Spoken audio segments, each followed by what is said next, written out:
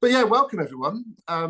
This is now the seventh monthly call we've had for the UK MTB Trail Alliance. You think we'd be getting a bit more practice at them, but bear with me. And today is all about giving all of you that weren't able to make Friday's in-person gathering at the lodge in Stay Little, which is the most amazing venue I've ever been to, with sort of almost 180-degree panoramic views over the mid Wales mountains. It was absolutely beautiful, an absolutely beautiful day.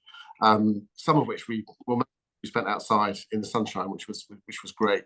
But why we were all there really was to discuss kickstarting, creating, whatever name we want to give it to it, a developing mountain biking in Wales, similar to developing mountain biking in Scotland, which has been in existence for the last 14 years. But I won't steal any more of Robbie's thunder. Robbie should really give the intro to the day as he organised the event.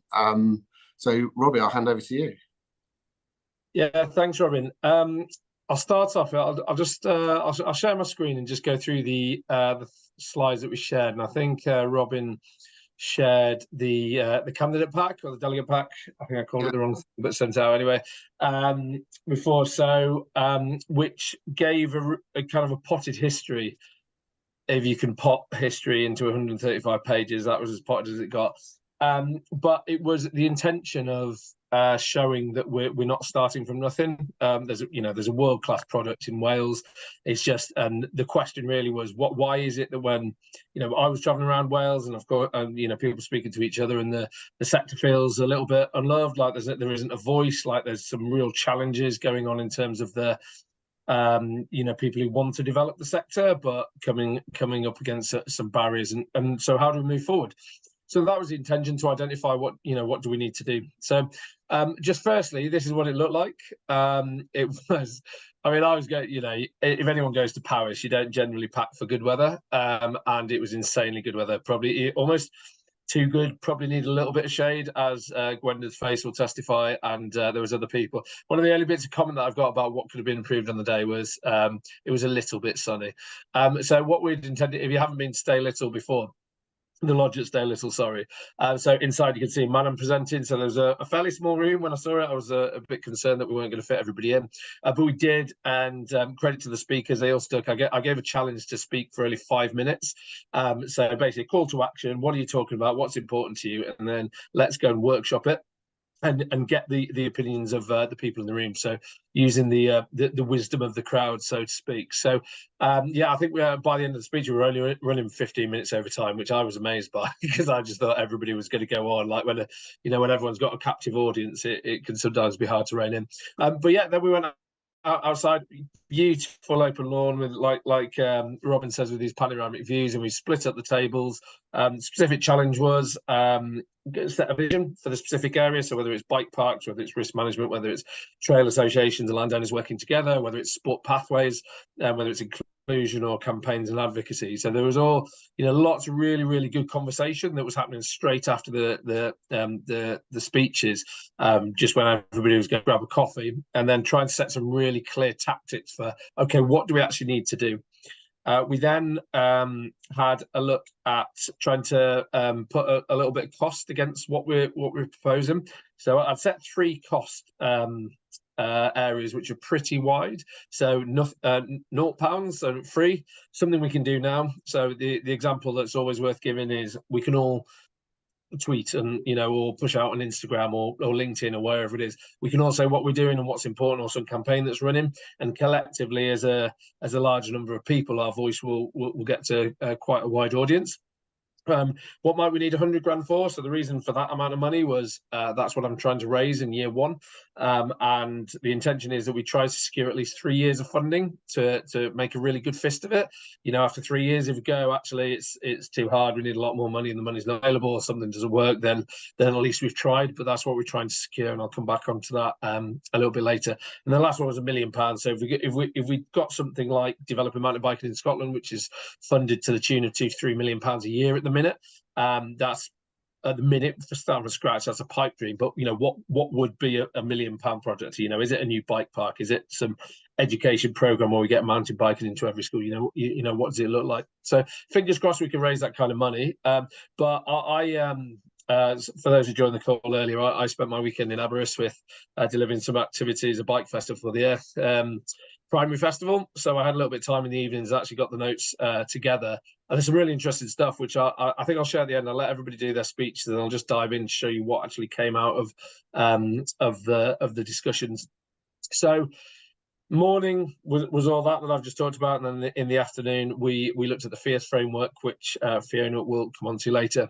So started off with just a bit of scene setting, really. Trying to look at the purpose. Why are we here? What's going on in the sector? Why is it that we need to come together and think about how what needs to work moving forward? Shouldn't it just be working by itself, considering the sector that we have and the impact on the economy that mountain bike and off-road and touring has for the Welsh economy? But it's not the case. People are wanting some support and direction. We focused on the networks, so there was a brilliant network of people there on the day, from bike parks to volunteers to the UK MTB Trail Alliance to world champions, downhillers, to universities represented, to individuals representing bike shops or individual organisations and groups. It was a really, really good network, which gave a really diverse range of opinions. One of the really key things, though, was we wanted to explore the ownership and the governance of an project like Dim Bins. So that started off as essentially a government-led project, even though it was a number of different people coming together. And and then it was decided that Dim Bins would sit under Scottish Cycling. But what do we want the ownership to look like here? Because MB Wales, which some of you may be familiar with, it was kind of owned by the sector, really. It was, Visit Wales would put some money in, and they own the domain name for MB Wales. But actually, MB Wales was set up as a CIC, and it was governed by people in the sector. But there was some governance issues in that the chair stepped down. They didn't have a defined recruitment process, and no one kind of stepped into that. So the project started to drift, and they haven't actually met as a group for 2 years. So we want to look at this ownership and this governance. So what does the overall structure look like? So it can be, we're developing a sustainable model to move forward with, rather than something that would not be attended to for 2 years. This is something that's ongoing, regular meetings, regular actions, regular things like dig days and stuff. And then, of course, the big one is finance. So nobody's under any illusions that we can't do everything for free. We do need money to do some stuff. The trails are in a need of significant investment. I was riding Climax with a contact today in the Derby Valley, and it was super wet, and it just needed some drainage work doing on it, but that costs a lot of money. And actually the Derby Valley Trail Association, the volunteers that run there, they're having real issues with getting the permissions from LRW just to do things like cutbacks and some shaping of the trails. So those ongoing challenges, we need some money, but then we also need the permissions, and we need to make sure we've got the right ways of working. So just in terms of the purpose, you might have, whether or not you've had a chance to go through all the pages that Robin shared with you before, but I, put forward this as a potted history of mountain biking in Wales, or not necessarily mountain biking in Wales, but actually some strategies and some things that had happened in the sector that gets us to where we are for the present day. And I described it as the rabbit hole that I went down. When people started telling me, when I started with Welsh Cycling back in July after moving over from British Cycling, was we need a Dim Bins, we need something like that. And the more people I spoke to, the more people shared something slightly different. And all these things, and I thought I'd just timeline it to go, like, when did this happen and why, and who did it impact, and what was going on, and including things like developing mountain biking in Scotland. So you can see all the stuff that happened in Wales. It was really, really positive, like the moving up a gear strategy and selecting the next gear, and the UK's Britain's first dedicated trail centre at Coed y Brenin, and MB Wales getting created, which at the time was supposed to be the voice of the sector. That all happened before Dim Bins was formed. So what's happened since then? Why is it that there's this perception that we don't have something like Dim Bins? And there's a variety of factors at play, but there really is that need. And I would say from Friday, that real desire and that passion now to come together and do something about it. Everyone's recognising, and what people have put down as what they want to see isn't you know, it wasn't a group room that the people going, we want 10 bike parks per region. It was going, no, actually what we need is some best practice guidelines to better support trail associations. To how do they break down these barriers? How do they apply for funding? What does good trail design look like? What does good risk management look like? What does good signage look like? You know, all these things. And that's just, you know, I'm not going to say these are easy wins, but these things exist, you know, through Dimbins, through other places, you know, that we could put together, and it would be a case of the group coming together and deciding on these things. So yeah, quite an interesting rabbit hole I went down, but there's certainly been a lot of work, but a need now to do a bit more. So this was a summary of the people that were there. So really good network, and Trash Free Trails that ended up rocking up after signing up the day before. But yeah, they were there as well. We didn't necessarily talk about the sustainable trails, but what they do is obviously a factor in everything we want to do moving forward. What I wanted to push for is to look at, rather than these individual logos and an organisation and individuals doing their own thing, is to actually look at ourselves more as an ecosystem and recognise where we have this shared value. And if we come together to share value, you know, we're not hogging all the people, or we're not only signposting people to our opportunities. We're not a bike park that only cares about the bike park. We're actually doing some outreach work to either bring people to the bike park or support trail associations and trail builders to, you know, to get better. Actually, what will happen there is we become stronger as a sector. And rather than taking our section of the pie, we grow the pie. We make the pie bigger, and then we get a bigger piece of it just by design of that. And part of this is, you know, when we start to speak to ministers and things, it's to try and articulate to the Welsh government how they benefit from the user. I don't think it's not like they don't know that they benefit, the economy benefits from the secondary spend that, you know, somebody buys a coffee and ice cream at a bike park, or, you know, pays for parking. There's a benefit to the economy. It's not like they don't know. But are we talking to them in the way that, you know, how does universities delivering MTB actually position Welsh universities as distinct from ones in England or Scotland? How do trail, you know, what's the linkages between trail centres and tour operators? You know, there's a perception now that they're working independently. So let's come together and understand these linkages and grow it, and look at that, you know, delivering that societal value and impact, that economic value and impact, that service value, that we're there providing the service, but there's this overall benefit. You know, we're all shared in the space, and there's a real need to work together. And look, I don't think there was anybody pushing against this. There was that real, you know, real positive energy around the lodge. So then, just in terms of the ownership and the governance, we looked at, these are just propositions. So imagine left of the screen, right of the screen. You know, is MB Wales actually Dimbins? I mean, it was set up to kind of be that, but then has drifted a bit. It was almost never really a grassroots movement. But people want it, people like it, people like the brand, they recognise the website, it's got, you know, good information and stuff on there. And then if MB Wales is the top, do we then need other subgroups and things like, say, Gwenda running the campaigns and advocacy group, a tourism industry group that you know, represents the bike parks and bike shops and stuff, the sport pathways, so we're making sure we've got clubs and racing and stuff? Or do we need something else? Is it actually a Dimbins model, and MB Wales is kind of the marketing function for the sector? So, or is it actually just like that ecosystem at the bottom, that we just exist as a sector and recognise that there is shared value? So, what do we want it to look like moving forward, or is it something, you know, is it something else? And there was certainly from those I talked to. So I was actually involved in the you know, the leadership structure and things. There was a few different discussions, but then I had discussions with other people, and the general feeling was that MB Wales was a pretty good brand, and maybe we just need to work a little bit at that to actually get it moving again, reappoint a chair, get a vice chair, a treasurer, and actually try and you know, it's set up to get funding. It's almost like an easy win that it's already set up. We can do something with it straight away, rather than going down this route of something entirely new, which will take significantly more time and more money. So nothing decided yet. More suggestions. I think the priority, though, is we recruit into the roles in MB Wales and almost let that group decide what needs to be, based on the feedback that we've got from the sector so far. So that was not a finished open space activity. So that was it. That was it in a nutshell. Yeah, I'll come back on later if that's okay, and just share what some of the themes were. But I'll let everybody else do their short speeches. Cool. Ian, do you want to go next? Yeah. Oh, just trying to. Have you got my screen yet or not? Yeah.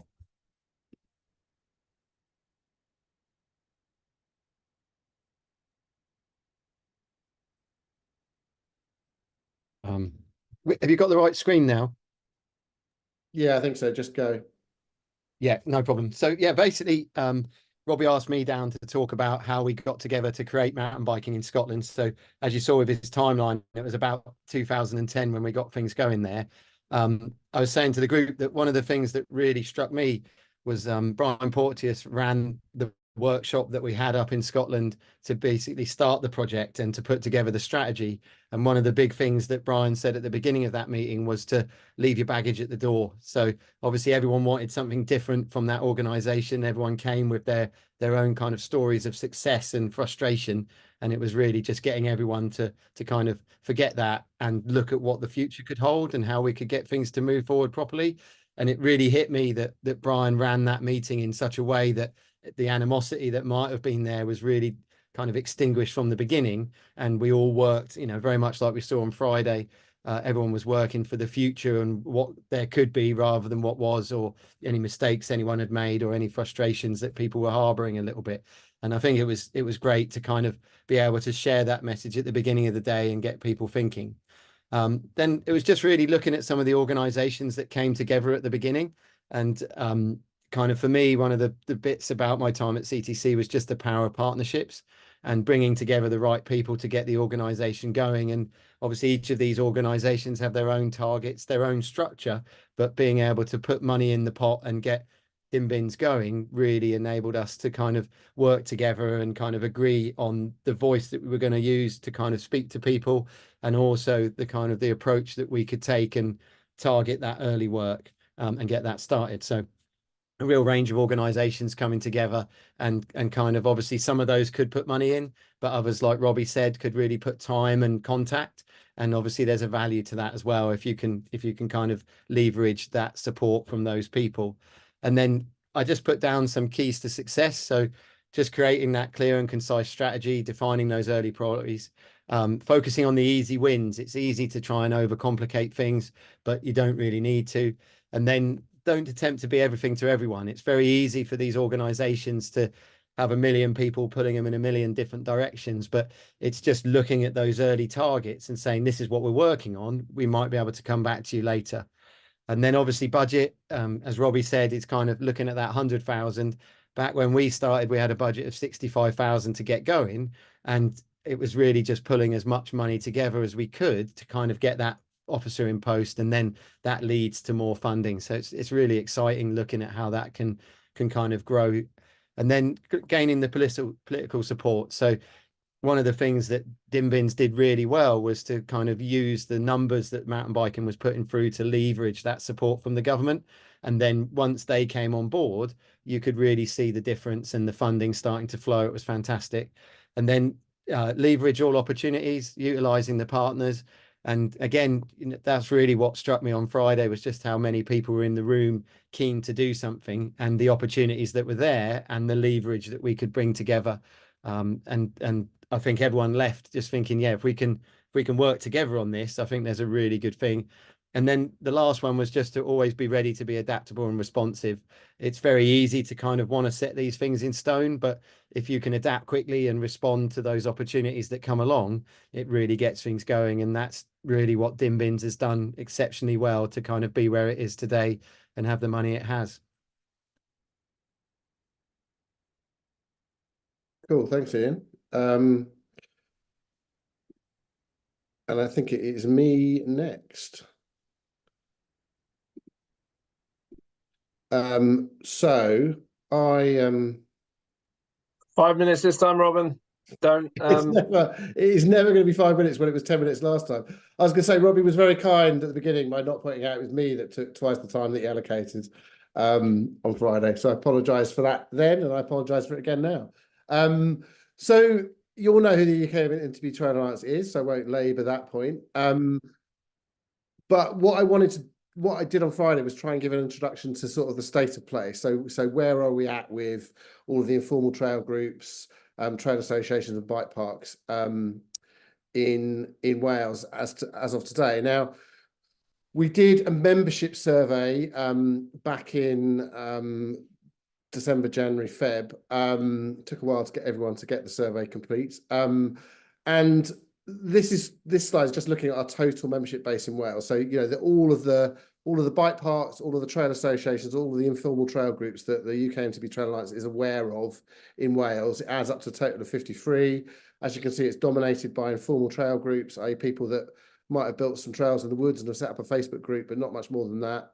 Those trails probably are not officially sanctioned. Then there's also formally constituted trail associations there, bike parks and other, and there's also One Planet Adventure, who are a commercial trail centre, as one of those slides. So if you moving on to the next slide, this is who answered the survey, which you can see is about half that amount. But as you can see, fairly representative still of all of those groups, perhaps slightly underweight on the informal trail group area. And this is people that responded across the UK of the whole survey. So as again, you can see that Wales sort of overweights in the informal trail group sense, both in terms of survey responses and actually overall. But again, broadly similar to the rest of the UK in terms of the other groups. This breaks it down in a bit more detail. So informal trail groups are still that, but of the formal trail groups, of the trail associations, as you can see, in total in Wales, just over half of them are unincorporated, not, therefore each of the individuals are sort of personally liable and at risk. Quite a good percentage of them are formed as a community interest company, which does protect the directors of their companies. And again, across bike parks and commercial bike parks, there's, there are a few non-profit bike parks as well as the vast majority of commercial bike parks out there. Again, that breaks down quite well for the survey. So again, we've got pretty good representation for all of those groups. Again, as before, underweight in the informal trail groups. And again, looking at the detailed view for the whole of the UK, you can see, the main difference is actually in the rest of the UK, there are a lot of charitable incorporated organisations, CIOs. So, properly formally registered charities that are running trail associations, which is obviously just a slightly different way of doing it than CICs. So looking at how much funding these groups have got, basically not very much. So this is the situation for Wales of the people that responded to the survey. So almost half have absolutely zero funding. As you can see, almost 3/4 have got £1,000 or less. And actually, even the people with lots of money, we're only talking 5 to 10k here. We're not talking large amounts. Obviously, that excludes commercial bike parks.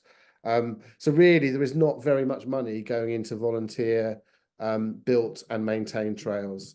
And again, this is that's just changing the background just for effect. Look, he's sad.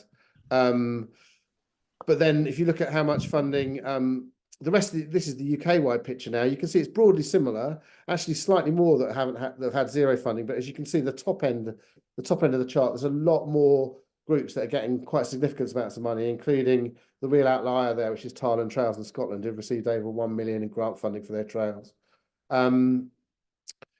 So where did you get that funding from in Wales? Well, obviously most of them didn't raise any funding, but interestingly here, what's missing is that no one in Wales seems to be getting any grant funding for their trails.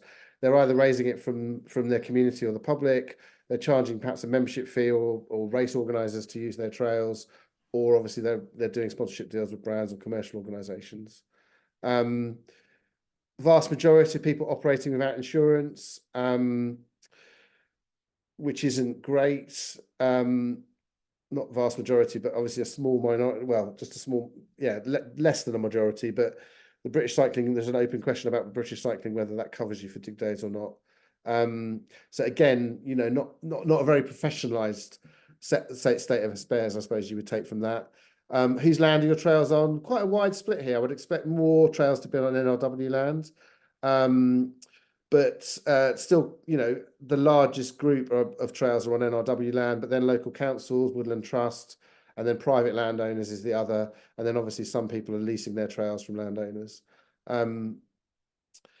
do trails have permission? Well, it's not a black and white answer here. You know, actually, as you can see, there's a real spectrum from, yes, a large chunk where there is absolutely no permission in place at all, but also quite a few where there's informal permission, or where they're in the middle of seeking permission and having production conversations with their landowner, but haven't got formal permission yet. There's quite a few, again, that used to have formal permission but don't anymore. And then again, a very large chunk that do have formal permission for the trails on their land, which is great. But obviously, that no permission sector is a risky state of affairs, both for those trails and for the people looking after them. This is quite an important question. We asked people what was the biggest issues your group are currently facing. They had 29 options to choose from. This is the top 10 for the Wales answers, but you can see how those answers scored for the total of the UK in the second column. So as you can see, the top 5 actually are all shared across the UK and Wales, just in a slightly different order. But yeah, I mean, our trails are getting damaged by storms quite frequently, and that's only going to get worse and worse with climate change. We're suffering from a real lack of volunteers, and also in fifth place, a lack of money, as we've seen. There's real problems with motocross bikes and Chirons damaging trails, causing issues. And there's also a lot of people riding those trails and not very many people to maintain them. So, that's a real problem. As you can see, fly tipping seems to be a real issue in Wales compared to the rest of the UK. Yeah. And then asking people what's their biggest barrier to progress. These are just some of the quotes that people gave in response to that question.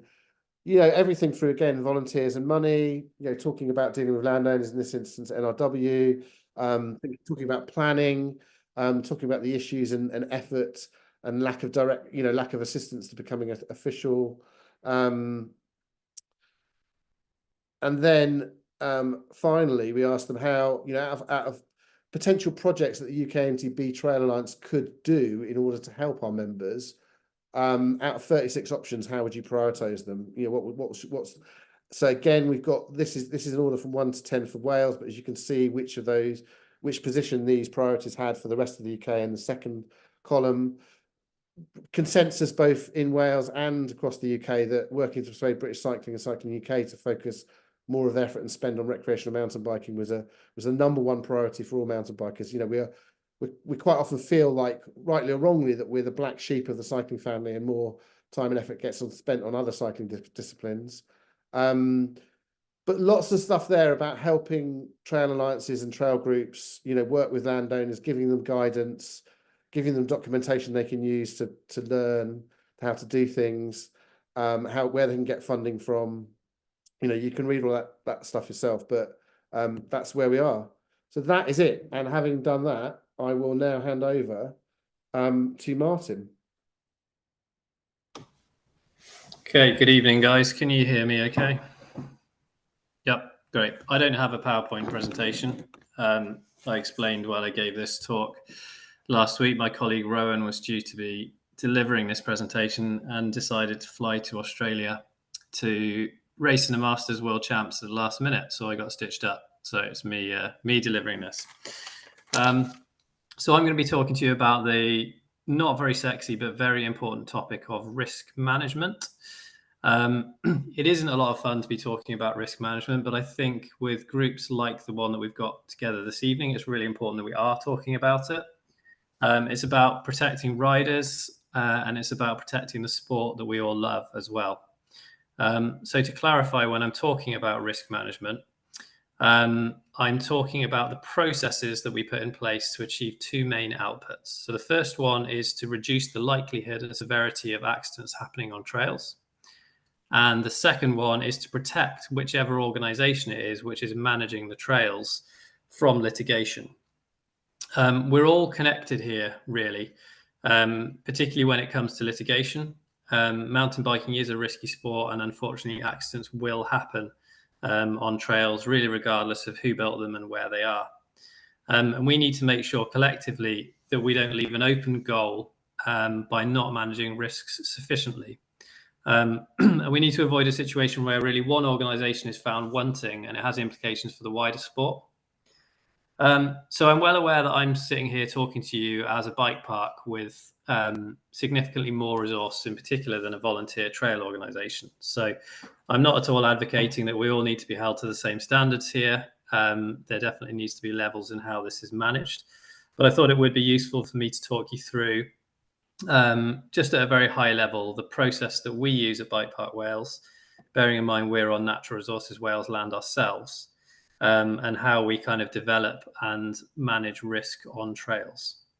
So the first step is the really fun bit. So this is the plotting the trails, working out where you want to put them, getting GPS lines sorted. We have to gain the necessary consent. So for us, that means consent from NRW. So we have to kind of walk over the lines with them, work around ecological, archaeological, coal mining, etc. constraints. If that all goes okay, we then need to go through the formal planning process. So we have to have planning permission for all of our trails. And that's become more and more difficult over the years. It's much harder to do now than it was 11 years ago when we first opened. We've just received planning last week for about 26 new trails at the bike park, but that's taken us the most of 2 years to get through that process. So if we've done that, then we get to the very important kind of risk management steps. So the first thing we do is create something called a trail design brief. And a trail design brief is basically a short document, 1 or 2 pages, which describes the trail. So it will outline what grade the trail is going to be, whether it's going to be a tech trail or a flow trail or a plus trail with more jumps in it. And sitting alongside that is a document that we have internally, which is really important, which is like a trail grading descriptions document. So we actually write a document that describes, what a blue trail should look like and what a red trail should look like in terms of the features, the surface types, the gradients, etc. And we even prescribe in ours, how big a drop can be on a red trail or how big a gap can be on a black trail. And that's a really important thing that I'll link back to shortly. So we create this trail design brief. We give that to the build team. We then make sure the build team are correctly resourced, that they've got the correct qualifications and training to do the job, and the correct equipment. And then we start building, which is obviously a super fun bit. Once the trail is built, we then have a sign-off process. So again, you kind of need to be qualified to do this. So we send our trail crew through a course to be qualified to do this. And they will walk the trail, refer back to the trail design brief, which I spoke about earlier, make sure that it's delivered what we said it would. And again, the trail gradings document I spoke about earlier, they will check that, they will even measure drops, for example. So they'll measure a drop and say, right, does that sit within the threshold for this grade of trail? Got to keep a paperwork process of all of this, obviously, so you can prove that you actually signed off your trail and then it met your requirements. Once the trail is opened, we've then got kind of a different suite of risk management processes. The first one being trail inspections. Now, probably most of the people in this room who are responsible for managing trails in some variety do some form of trail inspection. We do ours monthly, and we walk the trails, but that can be completely different depending on your organization. I was talking to a friend recently who works with the Volunteer Trail Association, and I was astonished to hear that he inspects his trails monthly as well. And he was telling me what a resource drain that was for them to do. And yeah, of course, for a volunteer organization, walking every trail under your management monthly is a massive drain on your time. So I think that there are definitely levels of, how frequently and to what level these things are done. But at BikePark Wales, yeah, we do them monthly. We then create like a job list, and we qualify our jobs as either safety or quality works. If they're safety, they're obviously prioritized first and they'll be dealt with at the top of the list. Should we find something that we think is really bad, then we would close the trail and not open it until we fix that job. But again, you've got to keep a record of all of this. You've got to make sure that if you've identified an issue, that you've then got a record to prove that you've fixed it. And then the final part of the process is accident reporting. So I mentioned again earlier, sadly, people do hurt themselves mountain biking. And at BikePark Wales, we do accident reports for anything above a certain threshold, generally a broken bone or above for us. And an accident report for us will be taking the first aid report, interviewing the rider, interviewing anybody who saw the crash, doing a trail inspection, sometimes taking photographs or even videos of the scene, and just kind of making sure that the trail is safe to remain open after an accident. Again, keeping a paper trail of all of this. So to summarize, that's kind of giving you an overview of the framework that we use. So they're kind of the steps of the process that we use. And I wouldn't advocate that other bodies or bike parks have to follow the same level of detail or anything that we do. But I think that the loose structure in terms of having a trail design brief, having a trail inspection regime, and having an accident reporting process, for example, I think do spread across the industry. And these systems can help protect jobs in the industry. They can protect the company if it's a company that is managing the trails or an organization. But I think really importantly, they can protect the whole sport. I think if a really serious incident were to come in front of a judge, and it does happen, I have some experience of this myself. One of the first questions they will ask is, what are the industry standards and were they met? And as we stand right now, there isn't really an official industry standard. I think a lot of people will say that Forestry Commission or Natural Resources Wales system is the industry standard. And it's kind of the longest lasting system that exists out there, but it's not an official industry standard and the judge wouldn't necessarily see it as that. So I would kind of advocate for the fact that we do need some minimum industry standards. And I got to be really clear here. I'm not trying to set targets that are impossible for volunteer organizations to meet. We're probably talking about a pretty low bar here, but we're talking about a framework and a structure that will hopefully help organizations and give them a really good steer as to at least the types of activities that they should be doing. So that they can protect themselves and protect riders and ultimately protect the sport. So that's it. Thanks a lot.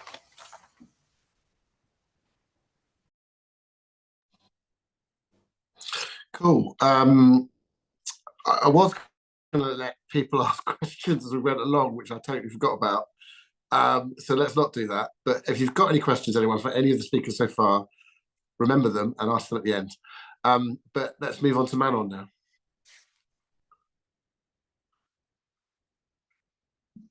Okay, can you see my slides? Is it doing the thing where you can see two slides at once? Yeah, it's doing what it did with Ian, but I think just go ahead maybe anyway, unless you can quickly fix it.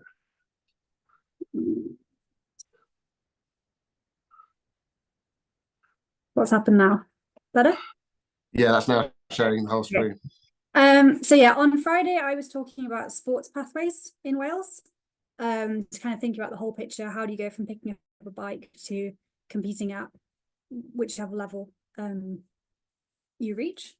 And I talked to a number of athletes, event organizers and coaches and guides for this, just to check that I was kind of on the right lines. So I have a racing background, so having taken part in family run Dragon Downhill series in the early 2000s, I've seen what it takes to organize an event, and have also kind of gone through those pathways of, you know, riding local trails from the house up to international competition. And then more recently taken on more of like this trail advocate role. I think I've settled on, and making documentaries and being involved in the conversation around trails in general. And this is very much because I think it underpins so much of mountain biking, from, you know, that first step on a bike onto trails near the house up to competing internationally. So like trails and access, you know, I really think it's really important in terms of how we support mountain biking as a sport, as well as, you know, also for recreation and everything outside of sport specifically. So just thinking about the pathways, you know, from picking up a bike, going riding either locally or maybe traveling to a trail centre and bike park where you know what it is you're going to ride. And then you might join a local club to meet other people who are riding in your area. And if you're young, you know, want to ride with other riders your age. Go on to compete, in theory, locally. You know, you go to an event that's, you know, not too much of a commitment to try out. And then build skills, maybe if you're showing promise, gain support, and go on to compete nationally or internationally if you're heading towards the elite level. But in practice, what does this look like? So can you find and access trails to ride? Are the trails progressive? Can they take you from, you know, beginner up to more advanced levels? Is there a local club that has a ride leader that's able to take people out officially on official trails, you know, and be publicized so that anyone can come and join? Are there any races local? Are there venues? And are people able to get permission to run events at those venues? Can you find support? I don't think this wasn't really a focus on Friday, and obviously, like with financial situations at the moment, it wasn't a big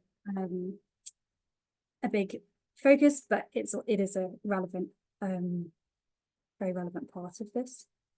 And can you get skills coaching? Again, can you do it locally without having to travel and put in that big commitment in your first steps? So we know that access can be fragmented and obscure. You know, you might need to know someone who can show you where you can ride. And if you don't know anyone, you know, how do you find where you can go? And the like knowledge sharing platforms like Strava, etc., came up. But if you're not a confident rider, are you just going to follow a line downhill? The lack of modern progressive trail centres came up. So, you know, if you want to lead group rides or do coaching, what options do you have? And unofficial trails is, you know, hearing from multiple people, it's just such a big grey area. You don't know what you can and can't do. You get some people who are using more unofficial trails, but again, what Robin said, when you come down to insurance and liability, are you covered? Are you confident doing it in a publicised, you know, open way? Land permissions also come up. So again, common reoccurrence is that it's really hard to get permission to run events on NRW land, and also as ride leaders, coaches, any kind of events, and that from race organisers hearing that private land is the easiest way to go. And having bike parks doesn't necessarily solve the venue problem, because quite often they'll prioritise operations. So having bike parks doesn't automatically mean you have venues for races. And also that there's a need for, much like a framework for wild trails, unofficial trails, you know, how does that work? A more clear guidance for events that you can also take to, say, local authorities to show them what you want to do, and for them to better understand what's required and what you're planning to do.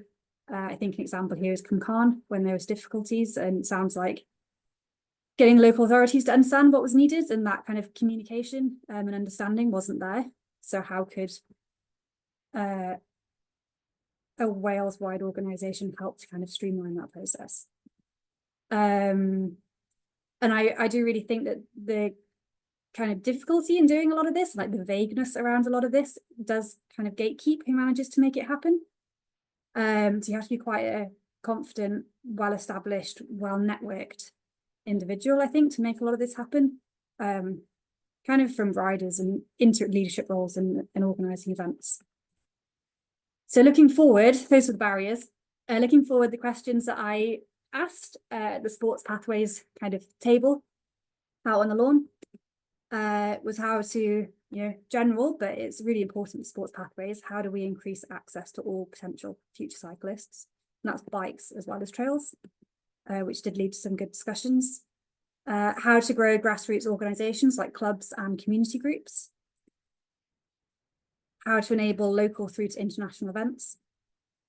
Can we help coaches and guides to operate more easily and also have the infrastructure there that they can use? And that, you know, we really do have a world-class landscape for mountain biking in Wales. So where are the world-class official trail networks and accessible training facilities and race venues. And those were kind of the topics that I kind of picked up on and introduced, and then obviously went on to have slightly wider discussions at the table, Sports Pathways station. But what I think Robbie's going to maybe give more of the outcomes, but my main takeaway from that, at the end, everyone voted. We had Post-it notes all over the paper, and everyone voted on the main things they thought was the most important. And really, it was the grassroots level stuff. So it was having the trails, like progressive trails, available for people to ride, and also to be used for the various, club structures and coaching through this. So we all need to have like that basic infrastructure there. And also enabling clubs and community groups to operate so they can really support kind of from the ground up cyclists into this sports pathway in mountain biking. And it was less of the elite and the kind of like high level venue focus. And I think that speaks to like where we are at the moment, and really needing to get the trail infrastructure, trail network and infrastructure around that right, to kind of to build a pathway from the bottom up. So yeah, that was my introduction talk and takeaway. Awesome, thanks, Manon. Gwenda.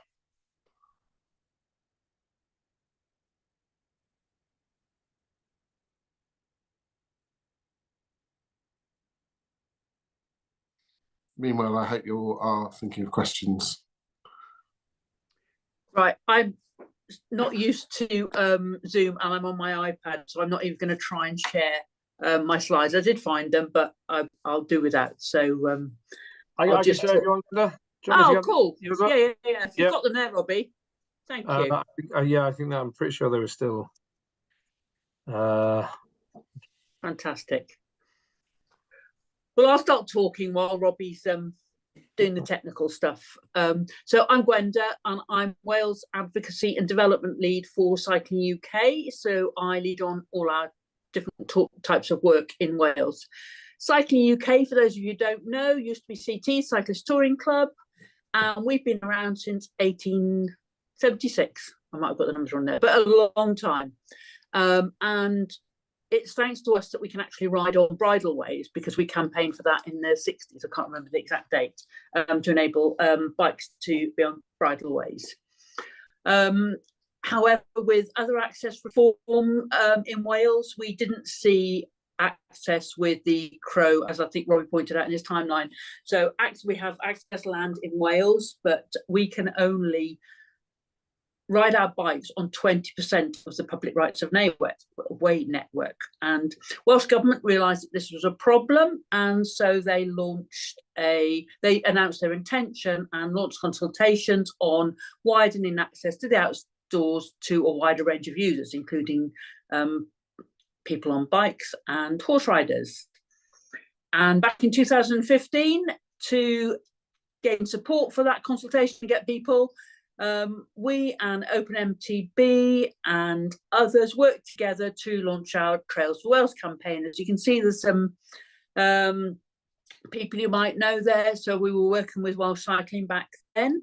And there's Tom Hutton, who was one of the key people behind it.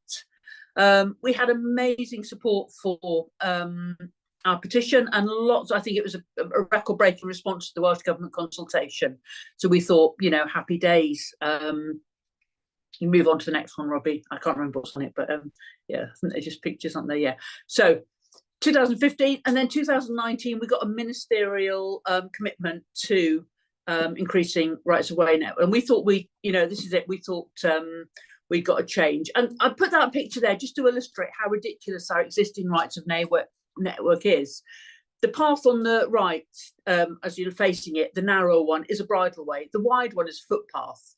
So strictly speaking, you can't ride on the wide one. So there are lots of anomalies like that. There are lots of places where it makes sense for you to be able to ride, but we can't. There are tracks on open access land that would cause no harm and would really join up those networks. So this is why, sorry, I'm rambling a bit now. So the expert groups met then to look at how we could go forward.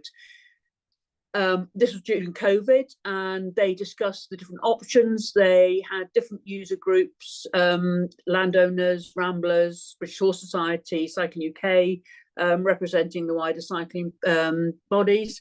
And they all discussed different ways, the different challenges that would be faced, looking at the technical problems of changing the law, looking at how you would increase access. And they made recommendations, which NRW then presented a paper to Welsh Government. And basically that was that. Since then, if you could click on, we haven't really seen much progress. So in 2023, we did some research, we wrote up our findings, and we launched our report, Trails for Wales, We Can't Afford to Wait. So why can't we afford to wait? Economic benefits, the health and well-being benefits of being in the outdoors. We know the reasons why access to the outdoors is good. And Wales, we feel, is missing out. As Manon's touched on, we've got an amazing landscape in Wales. It's perfect for riding your bike off-road. In terms of that grassroots, enabling people to get on their bikes and ride their bikes from their doorstep, we need to simplify and make and enable wider access to the outdoors. So we launched our report, and we had great attendance in Cardiff Bay. We had ministers attend. It was the minister at the time, Lee Waters, came, and they showed interest, and they said yes, but the problem is that it lacks priority in terms of the political agenda. And so if we can have the next slide, that is my ask. The detail of what we're asking for is in the Trails for Wales report. I can put a link in the chat later. But what next? We need to remind Welsh Government of why they've committed to increasing access. They did it for the right reasons. We've reminded them of those reasons in this report. And we now need to make sure that they become sufficient priority. As we said on Friday, realistically, we're probably looking at the next Senedd elections of 2026. We're looking to get it into Welsh Government manifestos. There's no time for legislative change during this parliamentary term. What we would like to do is to see if we can push forward for the request we made for them to trial higher rights of access on Welsh Government owned land, NRW land, so we can look at where there are places where, for example, the ramblers and cyclists and horse riders might disagree on how we should afford the higher rights, then we can work some of those things out by trialling it.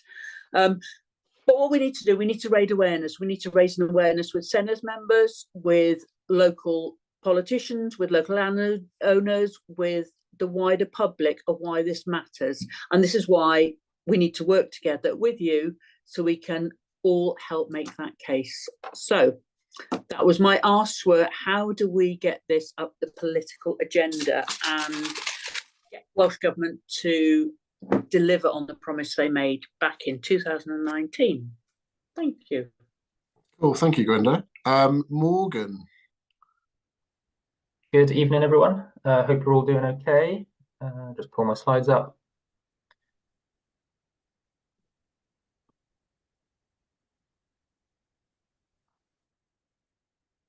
Lovely. So, yeah, my name is Morgan Jones, and I'm here just to share a little bit with you about inclusion in mountain biking. So I am a Performance Pathway Senior Officer at Disability Sport Wales. I am a new dad, I'm a husband, and I'm also an international athlete in 3 sports. If you look in the top left there, you can see me competing at the Gold Coast Commonwealth Games in athletics. Bottom left, winning a bronze medal at the Rugby League World Cup. And then I haven't included a photo in case you all held it against me, but I have also played golf for Wales as well. But more and more when people ask me what I am or what I do, I find myself saying that I'm a mountain biker.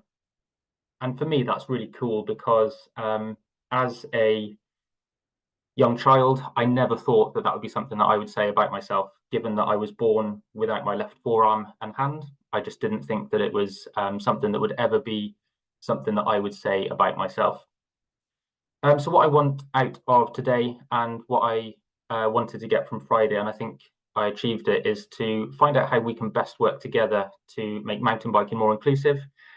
And I really want to hear about your vision for the sport, and also to highlight a structure that we have at Disability Sport Wales that may support us all in working towards a more inclusive mountain biking future for Wales. So at DSW, we believe that inclusion is more about the process of arriving at the best outcome. It's the journey that counts, the quality of the opportunity and the way in which people are treated, considered, communicated with, and provided for. It's not the end result that's important in itself. It's the journey that the individual has whilst getting to that end result. That end result might look different for me versus someone else. You may have someone who progresses along a pathway to become a high performance athlete. You may have someone who participates in the sport, never goes any further than recreational participation, but still has a really valuable experience in that sport. And I guess if we put inclusion and sport together, that's how we come to InSport, and that's a project that is very important to us at DSW.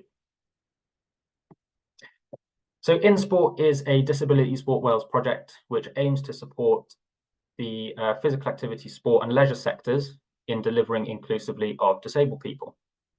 And to help along that way, we have developed toolkits to support clubs, national governing bodies, local authorities and third sector organisations in Wales. So looking around the room, I think that ticks off quite a few of us here. To deliver excellent standards of inclusion for disabled people in sport and physical activity. So within these strands of InSport, so the programme looks slightly different for clubs as it does to national governing bodies, as it would for local authorities or third sector organisations. Within each of those, we have measures of excellence. So you would have, at the initial step, we have InSport ribbon. So that's the first step along the pathway. And then we have bronze, silver and gold, different standards of excellence that enable you, whichever organisation or body that kind of best describes you, to showcase that you are confident in delivering inclusively of disabled people. At Disability Sport Wales, we know that no one understands a sport better than the sport itself. So the principle behind InSport isn't to tell you how to do inclusion or tell you how to run your sport. It's more about listening to what your vision is, what your goals are, and helping you formulate a plan to get there and popping in some measures of support to help you do it. So at certain levels of InSport, the club, NGB, local authority, third sector organisation would be assigned a case officer, and they would then support them through the process of working towards the next InSport standard. So from bronze to silver, silver to gold, and then maintaining that gold standard. And then the call to action that I brought to the group on Friday, and I'd equally like to share with you all here now, is just to reflect. Is mountain biking as inclusive? Is mountain biking as inclusive as it could be right now?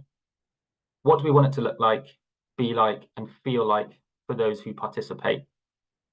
And I really want us to challenge each other on how we can best support inclusion in mountain biking going forwards. I think we're in a really unique position here where we're coming together. Robbie summed it up really nicely. It's almost like mountain biking 2.0 in Wales. It's a unique position, and we can now make this almost whatever we want it to be. It's a clean slate. Let's do the best job we possibly can, and yeah, make mountain biking the most inclusive sport for people in Wales. Thanks very much. Cool, thank you, Morgan. That was brilliant. Fiona? Fiona nearly didn't make it because the train was delayed, but I think she is here. Can I just say, whilst waiting for Fiona to come in, really interesting, just following on from what Morgan's just said, I've just had an email this evening from the mother of a disabled rider in Wales, a very passionate, I'll share an article about him shortly, but very passionate young man called Adam, who's got junior fibromyalgia syndrome. And he's set up a race team called Phoenix Racing. I think he's based in Pontypool, so somewhere near there. And he's having an issue entering events.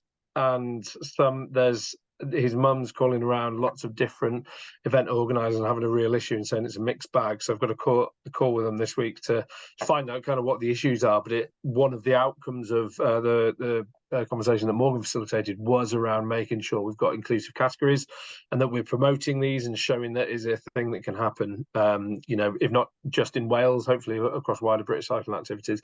But it just shows that they went out the session on Friday and then we get the email in say this is something that we want. So why these conversations are so important. So, yeah, is you there? Fiona is on the line. I can see her, but she's doesn't seem to be coming off mute. She disappeared. Well, look, I'll tell you what. Let's just go back then. And before Fiona comes back and hopefully gives her talk, and then before Robbie talks about what we did in the workshops after everyone spoke, let's actually just give people a chance to ask any of the speakers questions. So use the little hands up button at the bottom of the screen and ask away. Well, Robin, I think Fiona's reappeared. Perfect. Fiona?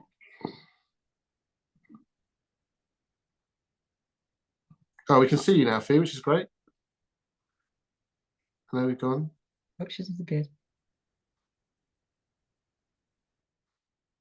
So while we wait for Fiona, any questions for any of our speakers?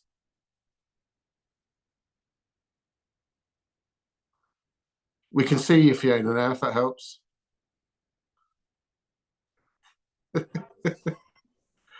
You could do it all by mark. Sorry. That would be interesting. Can you hear me okay? We can now, yeah. Sorry, I've got really unstable internet. I'm in transit.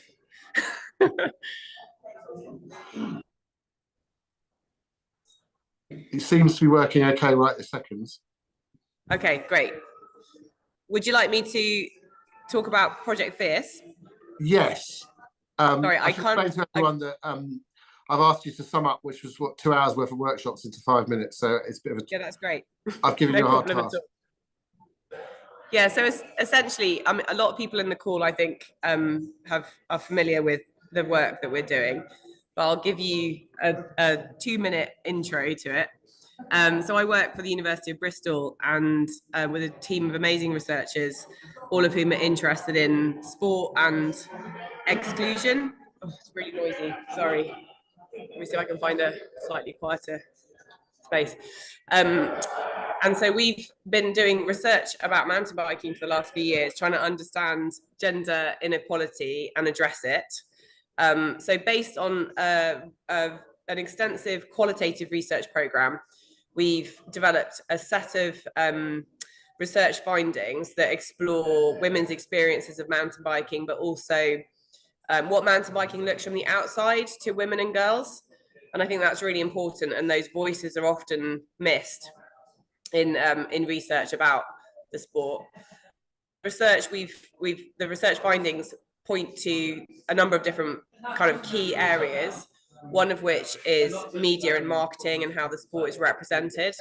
And lots of other researchers pointed to that, how important it is in action sports or non-traditional sports, how like surfing and snowboarding and skiing and climbing, the cultural representation really shapes how we how the stories we tell about the sport and how we think about it and who's included and who's excluded. So that was not a great surprise, but there are lots of other really important findings in the research, like the fact that women and girls are kind of pushing back against the traditional kind of shared culture of mountain biking, which is understood to be very male dominated and hyper masculine, and very actively creating their own culture particularly through women-led and women-only communities. And there's a bit of anger going on, which is quite interesting, and quite a lot of active curation of an inclusive culture in mountain biking. So it's very much transforming, and I feel like we're on the edge of something quite exciting with the culture of mountain biking. So we got this set of research findings. I'm very happy to talk about those another time. But as a result of that, we have developed the Fierce framework, which is a policy-facing framework, which is designed to sit underneath and sort of scaffold cycling organisations, and Forestry England as well as one of our key partners, and kind of inform projects and programmes and initiatives, and obviously funding as well, and inform programs in order to foster inclusivity in the future. And there are 4 different parts to that framework. Right at the heart of it is community building. So we, throughout all our research, there was something that came out time and time again about the importance of women-led and women-only communities. So that is very much at the center of the framework. And then, but we recognize also that we don't want to segregation. We want to strive for integration and transformation. So the 3 areas around the outside are integration, so encouraging, putting programs and activities that encourage women to be part of mainstream mountain bike culture, and to shift mainstream mountain bike culture so that women feel like it's a space that they belong in. There's also a focus in the framework on leadership, and we recognize that role models are extremely important, and that diversity in the voices that are making decisions in policy and other areas of leadership in mountain biking are incredibly important for shifting the culture of the sport. And then finally, there's that vital focus on cultural transformation. So there's a lot of the strategy which is shifting the stories we tell about mountain biking, both in terms of the mountain bikers, the people we see when we see mountain biking in the media and in marketing, but also in terms of mountain biking, and really expanding the types of riding and the ways that people connect, the stories about how people connect with the sport. I do have the framework. I don't know if I'm allowed. Can I share something? Am I allowed to do that? So I'm actually, the reason that it's very noisy is because I'm up in Manchester, and I'm about to present tomorrow to British Cycling. I don't know if you can see that. Yeah, we can. Yep. Okay, so this is the framework, the overview of the framework. So you can see that building mountain bike community is in the middle, and it's all about stable, visible, supported and growing communities of women mountain bikers. And at the top, you've got integration of women into mountain biking. And then in yellow, diversifying mountain bike leadership. And then over on the left-hand side, transforming mountain bike cultural representation. And together, that is a cohesive framework for shifting gender inequality in the sport. We've been very lucky in the project to be supported by 5 amazing partners: Forestry England, British Cycling, Welsh Cycling, International Mountain Bike Association, and Dimbins. And we're in the process of doing our roadshow workshops, and the Welsh Cycling workshop last week was our second. So we ran a workshop for Forestry England at the Cycle Network meeting a few weeks ago, and then came up to Elan Valley last week, which was quite special because it obviously was part of this incredible workshop that Robbie pulled together, thinking about the future of strategic focus for mountain biking in Wales. And we're really honoured to be part of that conversation. And now we're up in Manchester. Next week, we're coming out to Vienna for the International Mountain Bike Association. And then in a couple of weeks, we're going up to Scotland to Glentress to spend some time with Scottish cycling. So I don't know how well I'm coming across. I don't know how much you can hear me. So I'll leave it there and give time. Obviously, I'll be around for any questions that anybody's got. But it's just to say that I think our relationship with Welsh Cycling's a bit unique in terms of our partners, in the sense that Welsh Cycling's been very open from the beginning to think about how, at this sort of cusp of something new/old, but new strategic development of mountain biking in Wales, how inclusivity can be embedded in every step of the way, in every step of that journey. And it was really refreshing and exciting at the meeting last week to see how many times inclusivity came up in conversations across all the strategic areas. And I really can see how the FIA's framework can embed and underpin the work that's going to happen now. And I see it as a really, really exciting opportunity. And I guess our kind of ambition for Wales is to develop Welsh mountain biking as a case study of national inclusivity. And then we can, hopefully develop a case study and show other regions and other nations how to do it. So that's our global ambition for Wales. What an awesome ambition. Cool. So has anyone got any questions for any of our speakers? So Kieran's got a question and Ross has got a question. So Kieran, go first.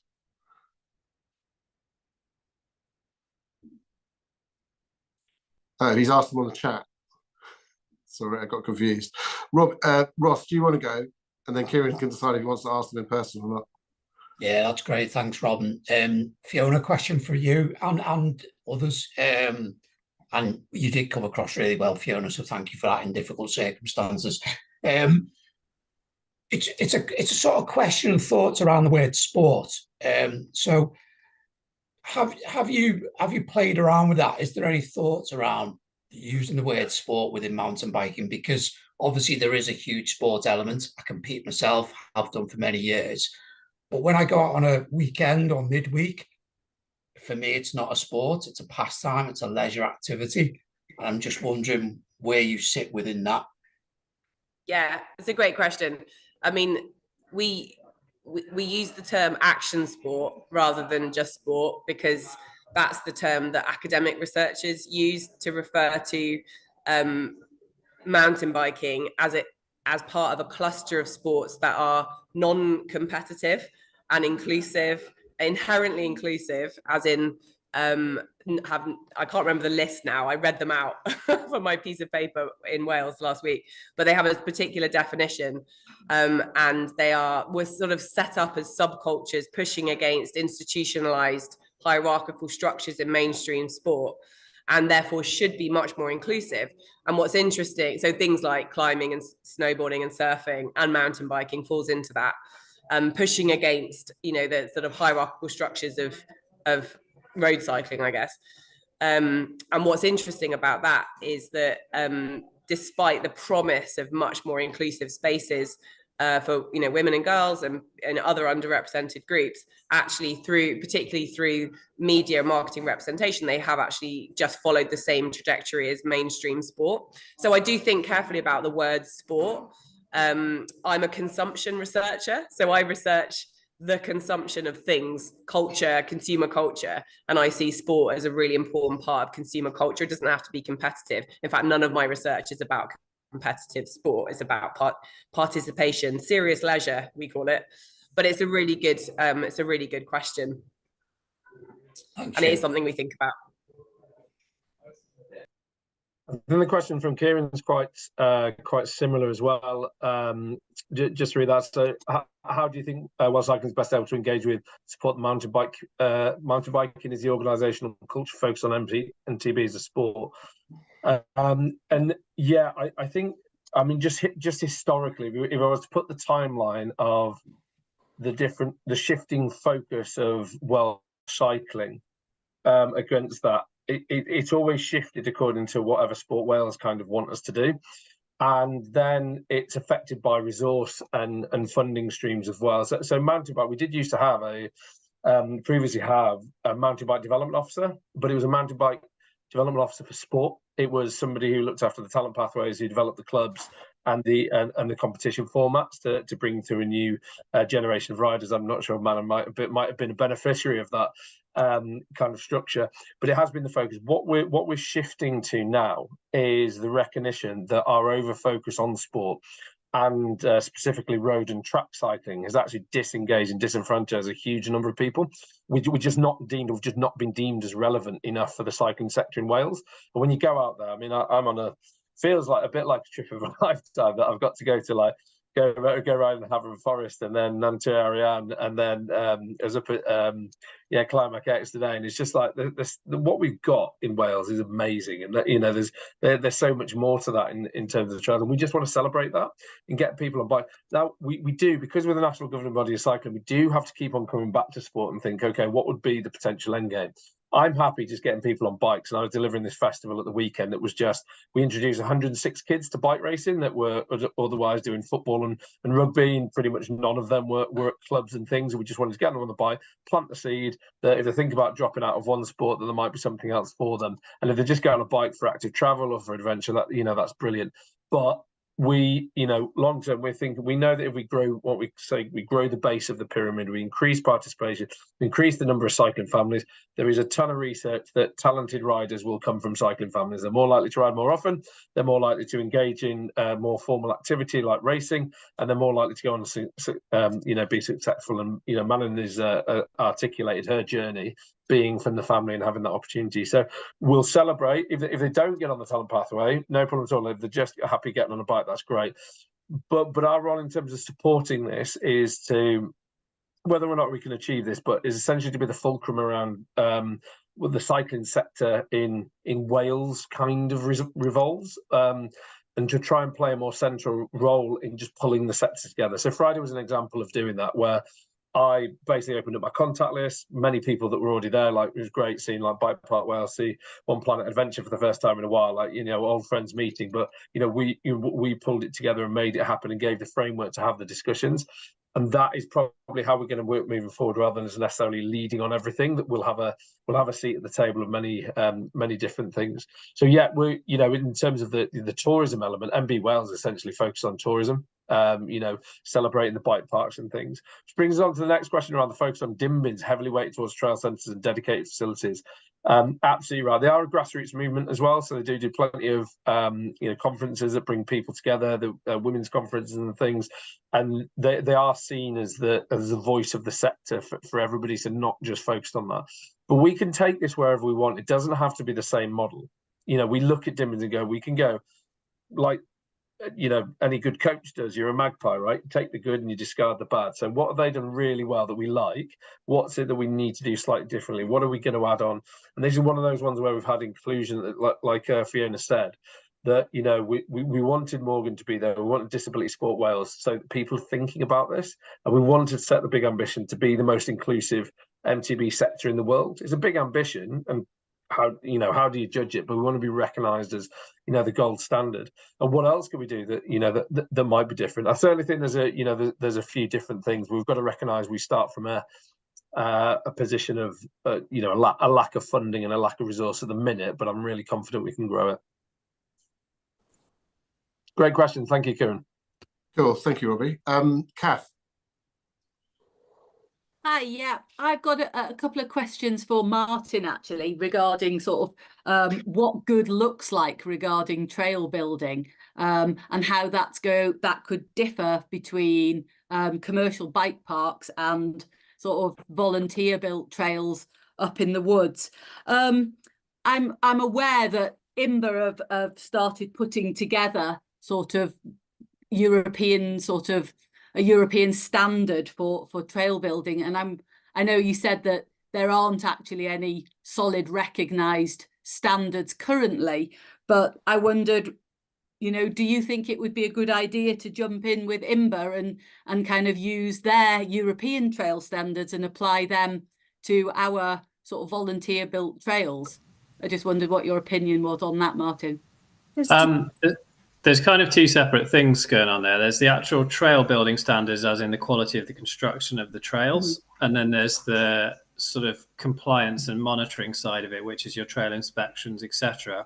Mm-hmm. What I was particularly advocating for was more of the post-construction phase and the compliance on that side, and kind of making sure that the process of building the trails is done correctly. When it comes to construction, as you said, there's quite a few different bodies that are all not working against each other, but working to different standards. And I think one of the issues with some of the bodies that are involved in it is that they often don't come from the UK. And in particular in Wales, we have very specific conditions which we have to build our trails to, i.e. loads of rain. which I'm sure you have the same issue with in North Wales. Yeah. So IMBA guidelines aren't always the easiest to apply in the UK. So it is challenging. Whether or not I'd advocate for us all working from the same hymn sheet, I think, yeah, basic best practice, simple guidelines would be good, but you have to be so careful not to sort of back ourselves into a corner by being overly specific, which I think I feel the same about on the compliance side as well. We've got to make sure that we're giving minimum standards when we're talking about best practice guidelines, not being overly prescriptive and making it so that it's really difficult for people to be creative when they're building a trail. Not sure if I answered your question. Kind of, yeah, you sort of did. And in terms of, I mean, the fact that certainly for us at Trail Collective North Wales, we're not really applying to NRW to actually build any new trails. We just want to maintain, you know, what's on the ground already, the best trails that have actually been there for 20 years and more. But it's how you reconcile what's already there with, you know, which were built without any kind of sort of specific design in mind. You know, they've just sort of evolved over the years, and we are trying to sort of maintain them and optimize the sort of safety for, you know, for riders and other forest use. I think in that situation there definitely are best practice things that probably should be adopted across the industry, you know, on obvious things like crossing bridleways and that kind of thing, which are the obvious flashpoints. And I'd imagine you have lots of issues with trails that were built with no consideration for when they cross a bridleway or a footpath, or they merge with another trail. Those kind of guidelines would, I'd imagine, be super helpful for someone like yourself when trying to manage a trail that you've probably adopted that somebody else built. Yeah, and it's how we do that moving forward in a sort of MB Wales in this sort of structure. You know, who's going to take the lead on that? You know, that I think, you know, it's, I guess, you know, there's a lot of very experienced sort of pro trail designers out there, but how are we going to? I guess it's a question. It's an open question. How do we kind of?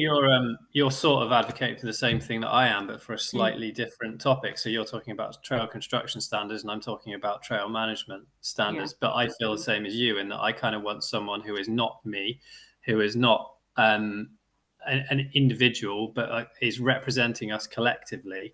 To listen to us and to agree what we believe as a industry, a collective, or whatever are the right guidelines for us to be working towards. And I think, yeah, you're right that for trail construction, it would be useful to have that in the same way that it would be for trail management. Yeah.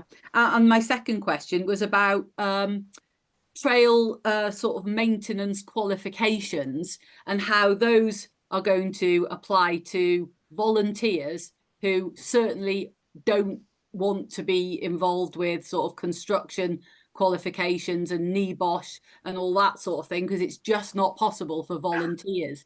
And I guess we have the opportunity here as sort of MB Wales, potentially UK MTB Trail Alliance, to try and kind of promote, I guess, and encourage people to, you know, not discourage people, not put people off through having kind of unattainable standards imposed on us that are actually designed for industry, not for volunteer groups.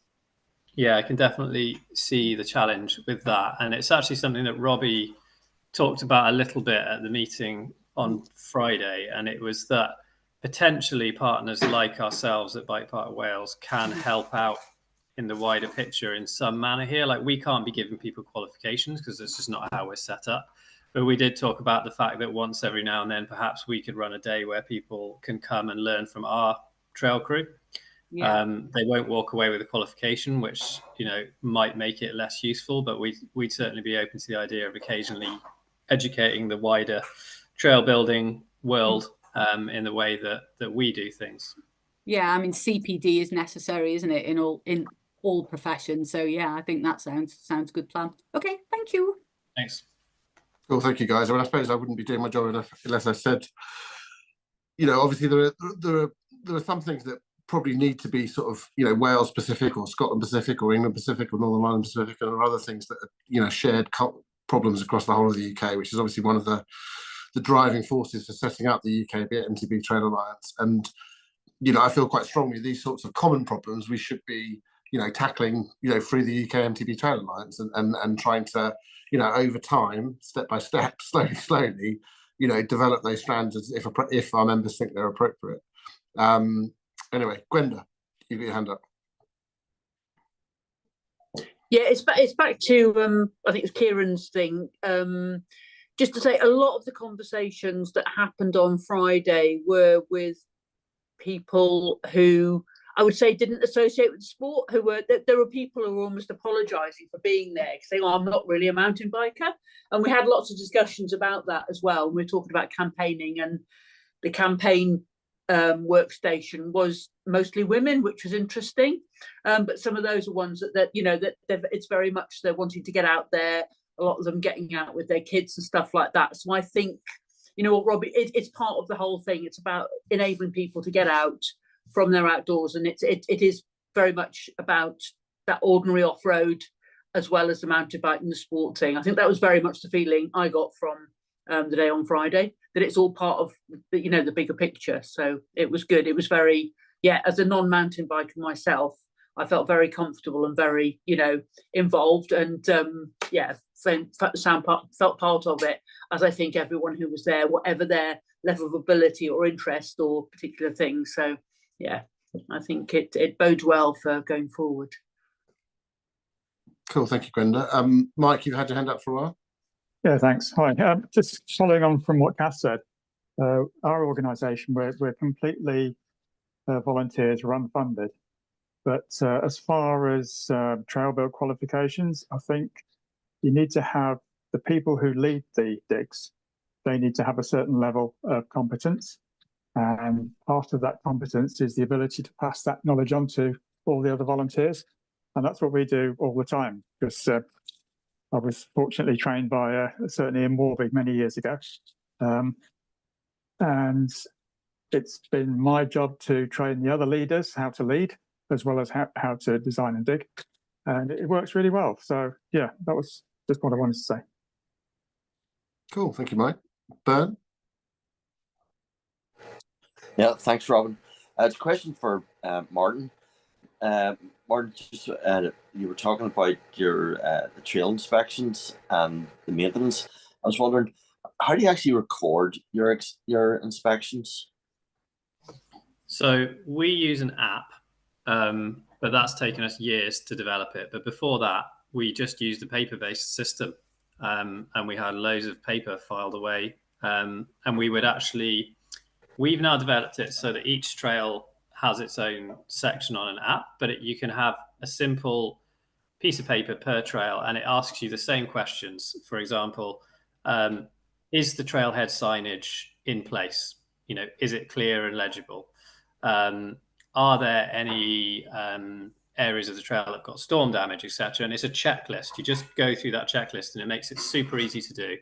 And yeah, ours is app-based, but you can just simply do it on a piece of paper that you file away. I know just our local trail, we developed an app ourselves and based on a QR code system as well, whereby we have each we had to kind of log every jump, every drop, every berm, and then yeah, we go through, you know, and then general questions: is there debris on the trail? Is there any overhanging branches? Is there anything dangerous? And then yeah, that's an interesting one. Thanks, Martin. No, I presume if you got the QR code, Ben, I presume that proves that you were there at the time because you scanned the QR code at a certain place. Yeah, but we'll also have the QR code on the signage at the trailhead and also at the end of the trail. And what we do is we encourage any riders that are on the trail that if they spot, say, a tree falls or something happens, or even an angry walker on the trail, for example, that if they scan the QR code on their phone, they can immediately report to us or through the app. But even if the trail's just running well, like the past few days, we've got a lot of comments. So trail's running really well. It's very dry, no issues.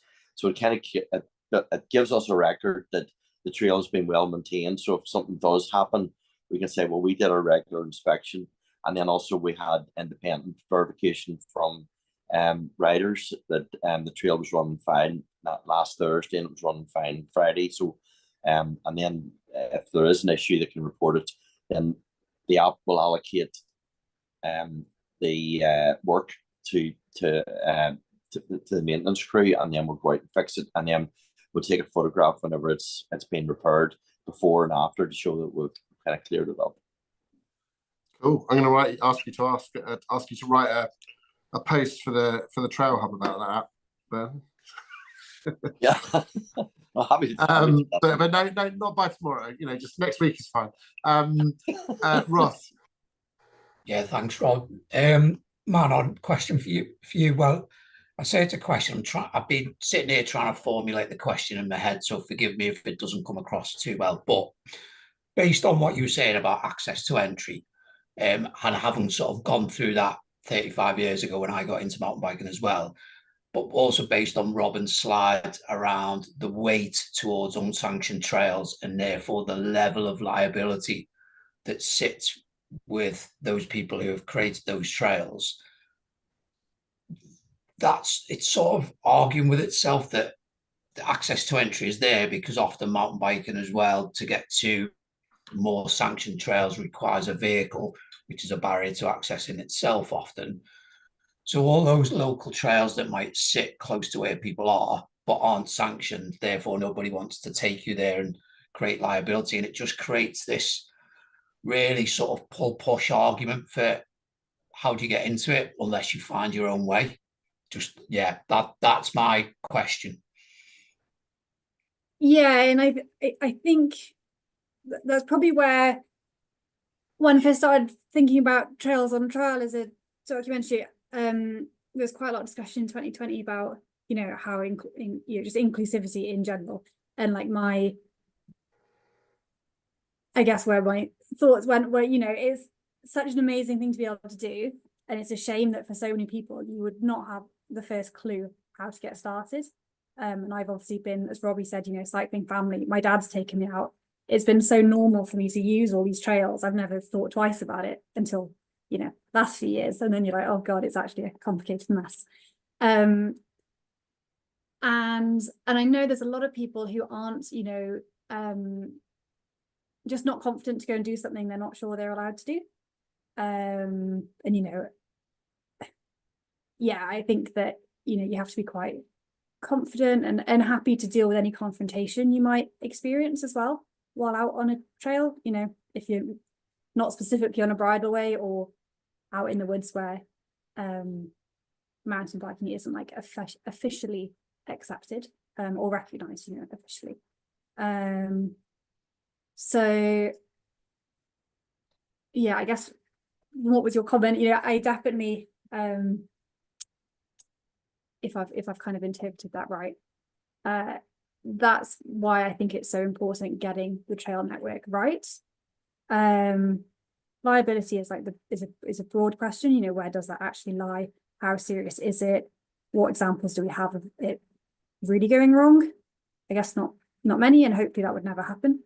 But that's why I think all of this is so important, having these conversations, figuring out the best way to do it, and making sure there are local trails close to people's close to where people live. You know, that's like sustainable mountain biking. You know, you don't have to get in a car and drive, and it's accessible for the vast majority of people. So that is why I've kind of found myself in this space, and I think it's important for multiple reasons. So yeah. I suppose just to add to that, I mean, there's obviously liability issues for landowner, there's liability issues for the people that built the trails, but I think in this context, it's also recognising that, you know, the existing structures that Welsh Cycling and others have for guided rides fall apart when they encounter unauthorised trails, because if your British Cycling or Welsh Cycling insurance won't cover you if you're guiding on an unauthorised trail. So, you know, you've got to make a decision about whether you make yourself personally liable or not if you're guiding that ride, and also break in theory your club's rules.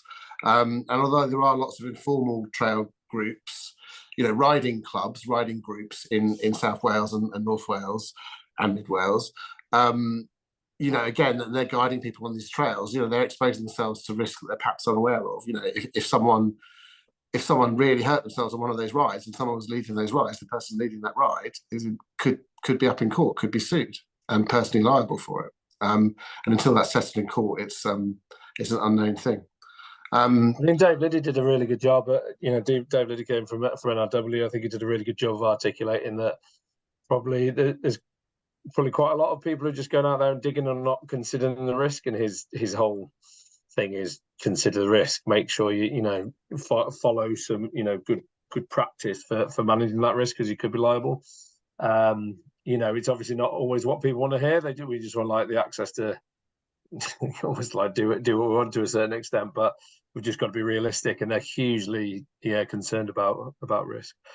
Just running on to one of the questions from, I think it was Tom, just around din bins and education. So we did invite universities. So we did have Swansea University came along, and there was some really good discussion there. So they're interested in setting up a mountain bike performance centre, and one of the reasons for that is around about student enrichment, a kind of a USP that there's no one else really delivering that. But I came from British Cycling last July and actually set up the engagement program with colleges.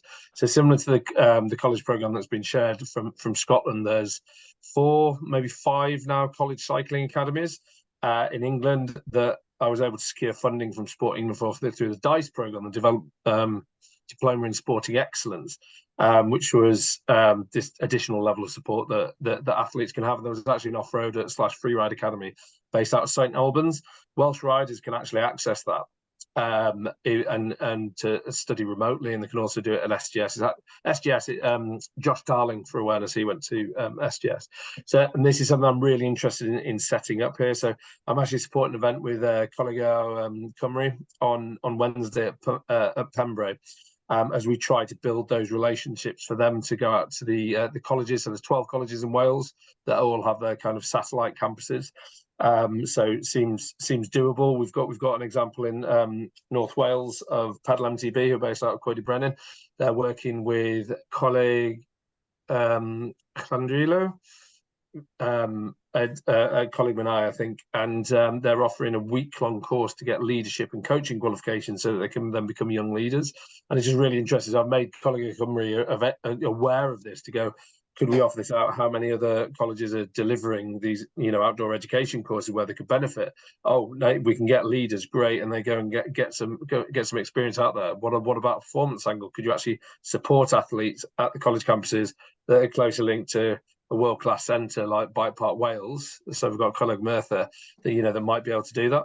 So definitely something we're looking at. And the other one is universities, like I've already mentioned Swansea. So there's 7 universities that offer sport degrees in Wales. Looking to speak with them about what an MTB programme series, structure could look like through them. So we're looking at that pathway. There was a big one about getting MTB on the curriculum in Wales, something we're working on already, just to get cycling on the curriculum full stop. Then what does it look like if they progress from that to go towards colleges, and then what does it look like to get to unis? So loads of potential, working on it. Not an easy nut to crack, but hope to see some inroads there. Cool. Anyone got any questions while you're thinking on it? I've got one. Just to finish off on the last point, though. I mean, one way of solving that problem, Robbie, about liability for guiding would be just to change British Cycling's insurance policy so you were covered if you were guiding on authorised trails. That would be a simple solution to at least solve that part of the problem. Good luck having that conversation. That's British Cycling's biggest day. No, I'm trying to have it. I'm trying to have it, little bit by bit. So I have a question for Gwenda, actually, and I suppose it's in 2 parts. Right, one part is, going back to the Trails for Wales campaign. How do we collectively get that restarted and back on the agenda, and actually, moving forward again? And I'll do the second part afterwards. Yeah. So as I said, what we're going to be doing realistically, we've still got this long-standing commitment from Welsh Government to increase access. We've got the recommendations from NRW. Part of the work I've been doing with others in the background is talking to Welsh Government about how we can progress this, because we've stalled. So that's where we've been working with Ramblers Cymru, BMC, Open Spaces. Someone asked that question. So a group of us on the cross-party group on the outdoors have been working together and writing to the minister saying, look, we need to move forward on this. We're all agreed we want to have access reform. We're maybe not all agreed about how that should happen, but let's do some trials on Welsh Government open access on Welsh Government owned land, a lot of NRW land. So we can trial whether allowing, higher rights by default is the way forward, or whether it needs to be on a case-by-case basis. So we're continuing to push for that. We've now got a new minister in Hugh Aranka-Davies, who's got responsibility, and Hugh is totally on board. Hugh was at the launch of our Trails for Wales report. He understands the issues. So in terms of that political lobbying, we're going to do that. There won't be time in this Senedd for it to pass through legislation. There might be time to progress some trials on Welsh Government land. Then we want to work to get it in manifesto. So what I would like this community to do is to work with you, just to say, right, what do you need from us to have the conversations with your politicians so that they understand why this matters? So whether it's, Kath did a really good piece for our report about the impact on her business of not having restrictive access. And it's that sort of those messages, those stories. We talked a lot about stories on Friday, about how we get those stories to the politicians, the ones who can make the change happen, both at a local authority level and at the Senedd level. So that's it. We'll be doing calls to action and also engaging with you following Friday. Sorry, I'm going to ramble because these thoughts are still going through my head from Friday because I've not really had a chance. But it was really, we've got one of Welsh Cycling's festivals coming up in Cardiff on the 7th of July, I think. And that started by a small group of us women, got together in Cardiff because we wanted to get more women involved in campaigning. It morphed into there being lots of breeze people and stuff. So it's more about getting people riding. We're still doing that campaigning element. I thought, well, that'd be an ideal opportunity to start talking to those women who ride off-road about what they need from us in order to share those messages. So that's just one idea. And then, we look for other opportunities to do that. And, Sophie and Duncan and I will be talking about how we progress the campaign as well. We haven't had a chance to do that just because we've had sort of lots of changes in Cycling UK over the last few months, but it's still there. We're still working in the background. We're looking to influence the manifestos for 2026. I know it sounds a long time, but if you look at the work, campaigning is a long haul. It always is. The highway code is one example. I don't know, it's 10, 20 years we've been campaigning on the highway code. The changes came through 2 years ago. It doesn't happen overnight, but all this thing, and I am very excited about the work that's been done to bring this community together, because that will sort of just make that voice much stronger and much louder. So does that answer that, Robin? I think so. I mean, I think we'd all like it to be happening faster, but we recognise that. Yeah. We recognise that's not easy. But I suppose it's just, it's just anything we could all be doing to help. I suppose. Yeah. That. If they've agreed to this NRW trial, how do we kickstart that trial and make that happen? Now he's on board, and it's not a question you should answer right now. But my point is, I suppose now we've got this developer making biking in Wales community. How do we use it to push that agenda forward? Yeah, and then the second part of my question though is more specific to trails, right? So from a UK MTB Trail Alliance perspective, and from a lot of people's perspective, I imagine on the call, it is yes, we want better access rights to all sorts of land and paths in Wales, but also there are real issues with our current rights as far as unauthorised trails go, and also government behaviour towards those trails, via NRW and other organisations. And I suppose how do we make that part of the conversation? And obviously, as you know, I'm now part of some of those groups you've talked about, as in terms of the UK MTB Trail Alliance. So we're taking part, but it's we've got a very specific set of needs that that could really benefit from a change in policy, a change in behaviour from NRW, even a change in law in terms of landowner liability. It's that sort of scale of change could really make a difference. And just looking for your help and advice about how we move that forward, really. I mean, I think our campaign is specific in terms of the rights of way law. That's what we're looking to campaign on. We're looking to increase access for bikes and horses to access land and on public rights of way. So that is the focus of our campaign in terms of, and I think that as far as we're concerned, we're not experts on trail building. That's not what we are. We're there about getting everyday people on their bikes, and access reform is one of the things that we've been working on for quite a few years now, to do that. I think the wider question of liability, I think that's a different conversation. I'm not sure it's part of the same conversation. It's not one that I'm equipped, I don't think, to deal with, but I'll take it back and we can talk about that. But I've got some thoughts on it, but let's not waste everyone's time on the call now. Cool. Has anyone got any more questions? Robin, Kieran here. Just a very brief intervention on that last point about liability. Certainly, reduction of landowner liability was part of the conversation within access reform groups. So it was at the front of the discussion, and certainly there was a lot of call for that, and actually probably likely to be one of the trade-offs for improved access. So I think those two things it's already on the radar as being something that goes hand in hand. But not for trail build. I think, sorry, my interpretation was that was for trail building you were talking about. Well, yeah. So the broad point of landowner liability. And how it would lie, so whether it lay with, shall we say, natural features or built features, or exactly what the format was there. I mean, I don't think you'll ever get, just from the experience of everywhere else, I think you're always going to be on a very different thing between built trails versus natural landform. But I think there is an area in between from the discussions that we had as part of our AG. Okay, well, I'll pick that up with you both maybe afterwards. Mike, you've got a question. Yes, for Gwenda, just following on from this, getting more access. It's one of the concerns from the powers that be that if more access is given to mountain bikes, there will be more trails, unauthorized trails being dug all over the place. No, I don't. I think it's one that working out how to do it has proved more challenging. There is opposition from landowners and farmers, and that was apparent during the ARAG groups. I didn't sit on the ARAG groups, but I've heard from Kieran and Duncan and people. And I know the farming community in Wales is very reluctant, and I've at a National Access Forum.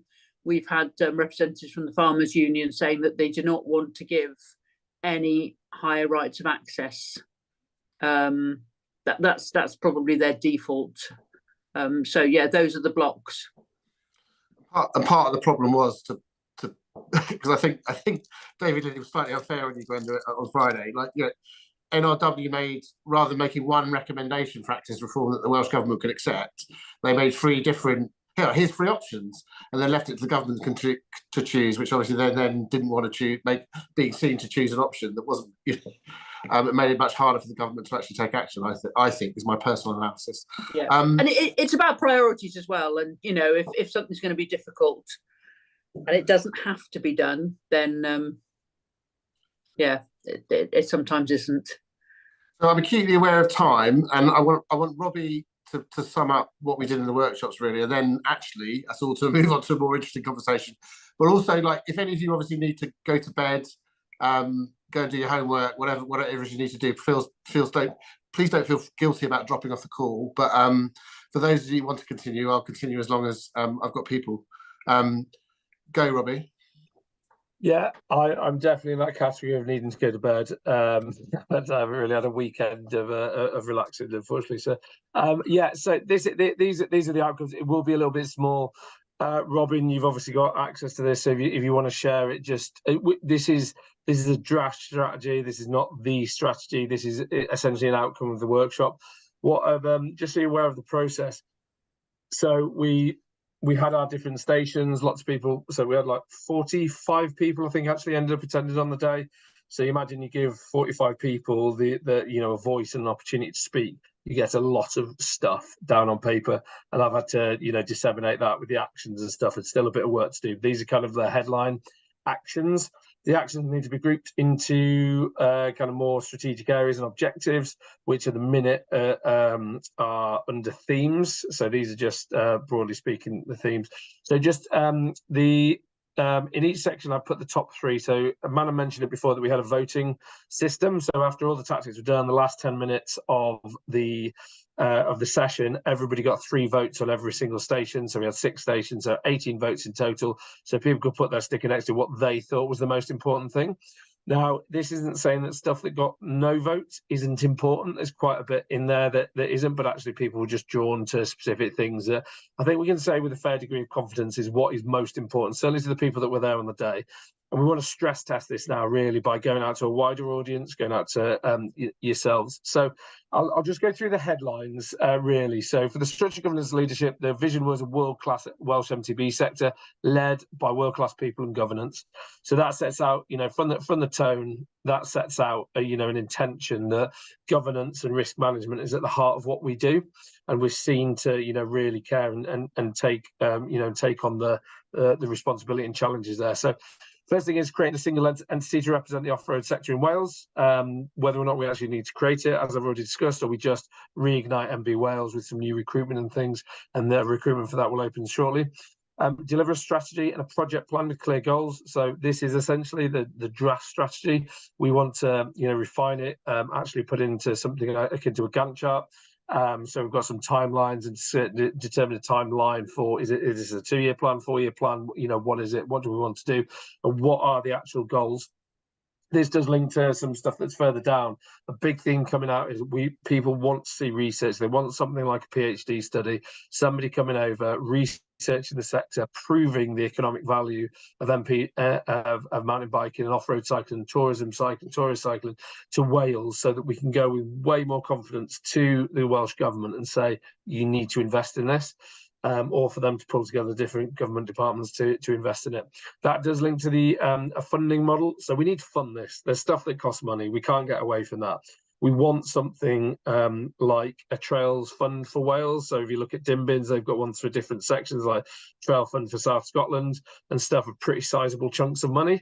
And we want to have something like that. Probably a nationwide one to start off with, and then maybe we'll, you know, over time we start to have the regional ones. But something where trail associations just go quite easily and ask for money, whether it's for qualifications or whether it's for equipment or whether it's for an application for some permissions or whatever it is, that we've got some money that people can tap into. Quite a big ask, but we've got the structure to actually do it. We then looked at trail development and risk management. I think Martin's actually covered it really well, and you know, so what he's saying is we need that national standard for trail development. You know, maybe we just take the dirt project and actually we promote that and potentially refine it if we need to make it relevant for Wales, because you know the BikePark Wales, they have their specific grading for different things like techie trails and flow trails and stuff. Big one there was that, like, just you know, we talked about the trail inspection and grading and to include inclusive trails as well, so that, you know, people with impairments or that might be on adaptive bikes can say with some confidence that they're going to be all right if they go down there. They're not going to come unstuck, you know, and have to be rescued off the trail or anything like that. That's really important for including, you know, making cycling more inclusive. Signage and description is really important. So I thought it was quite interesting at the Climax X Trail that there was a Bikeio Minith sign for an uncategorized, sorry, an off-piste trail. There was a black trail and had lots of information that they'd been sanctioned by NRW, but on Friday we were hearing that NRW agreed that there wasn't enough signage, like people are just digging trails and not giving any indication about the severity of it. So stuff out there exists, but we actually need to come up with a standard that we can push out there and be really encouraging, pushing trail associations to adopt. Like, whatever you dig, just here's how you grade it, and then put a signpost at the top so someone who doesn't have the ability to go down a black trail with a big slab, you know, doesn't end up unstuck because you're going to be liable. And then, so creating guidelines for a minimum standard though as well. We appreciate, you know, some of this could be seen to be a burden for trail associations, that we want to have a minimum standard of just based on safety and risk management, you know, managing that liability. And Funding again came up, so funding a role to set up the risk management framework and guidelines. Whether or not the role is within the structures, leadership and governance that came up before. So we want to try and fund a role. That's part of the the 100k in the first year that we're targeting is actually to fund at least one role, maybe even two, to really drive this forward. And for part of this, the first steps to be actually setting up this risk management framework and these guidelines. For tourism linked to the risk management, so it's kind of a sub conversation. There's probably a bigger conversation to have around that. The things around how do we create like Destination Wales, if you're familiar with that, about like people really wanting to come and being supported and everything being there on on a plate for them to. They want to see the research brought together, so better conversations informed by evidence about the impact of mountain biking on the economy, and to try and secure a PhD to deliver that. In terms of the sport pathways, so we've obviously got trail infrastructure and training that might as a structure be moved up to the trail development, but we want to ensure every rider can access progressive trails from beginner to advanced to enable progressive coaching. I think it's really interesting the amount of times that, and Manon, I think, said it in her closing remarks on the day, was that she was really pleased that there was a real focus in the sticker, the democracy task, the voting, that people were voting for grassroots. They wanted to see youth clubs. They wanted to see in introductory trails and things.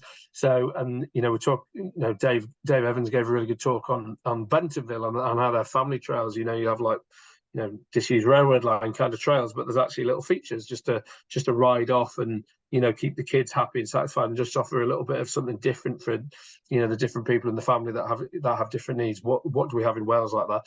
Typically seen as quite gnarly in Wales, and that's the identity of the country that we might need to spend a bit of money and time shifting.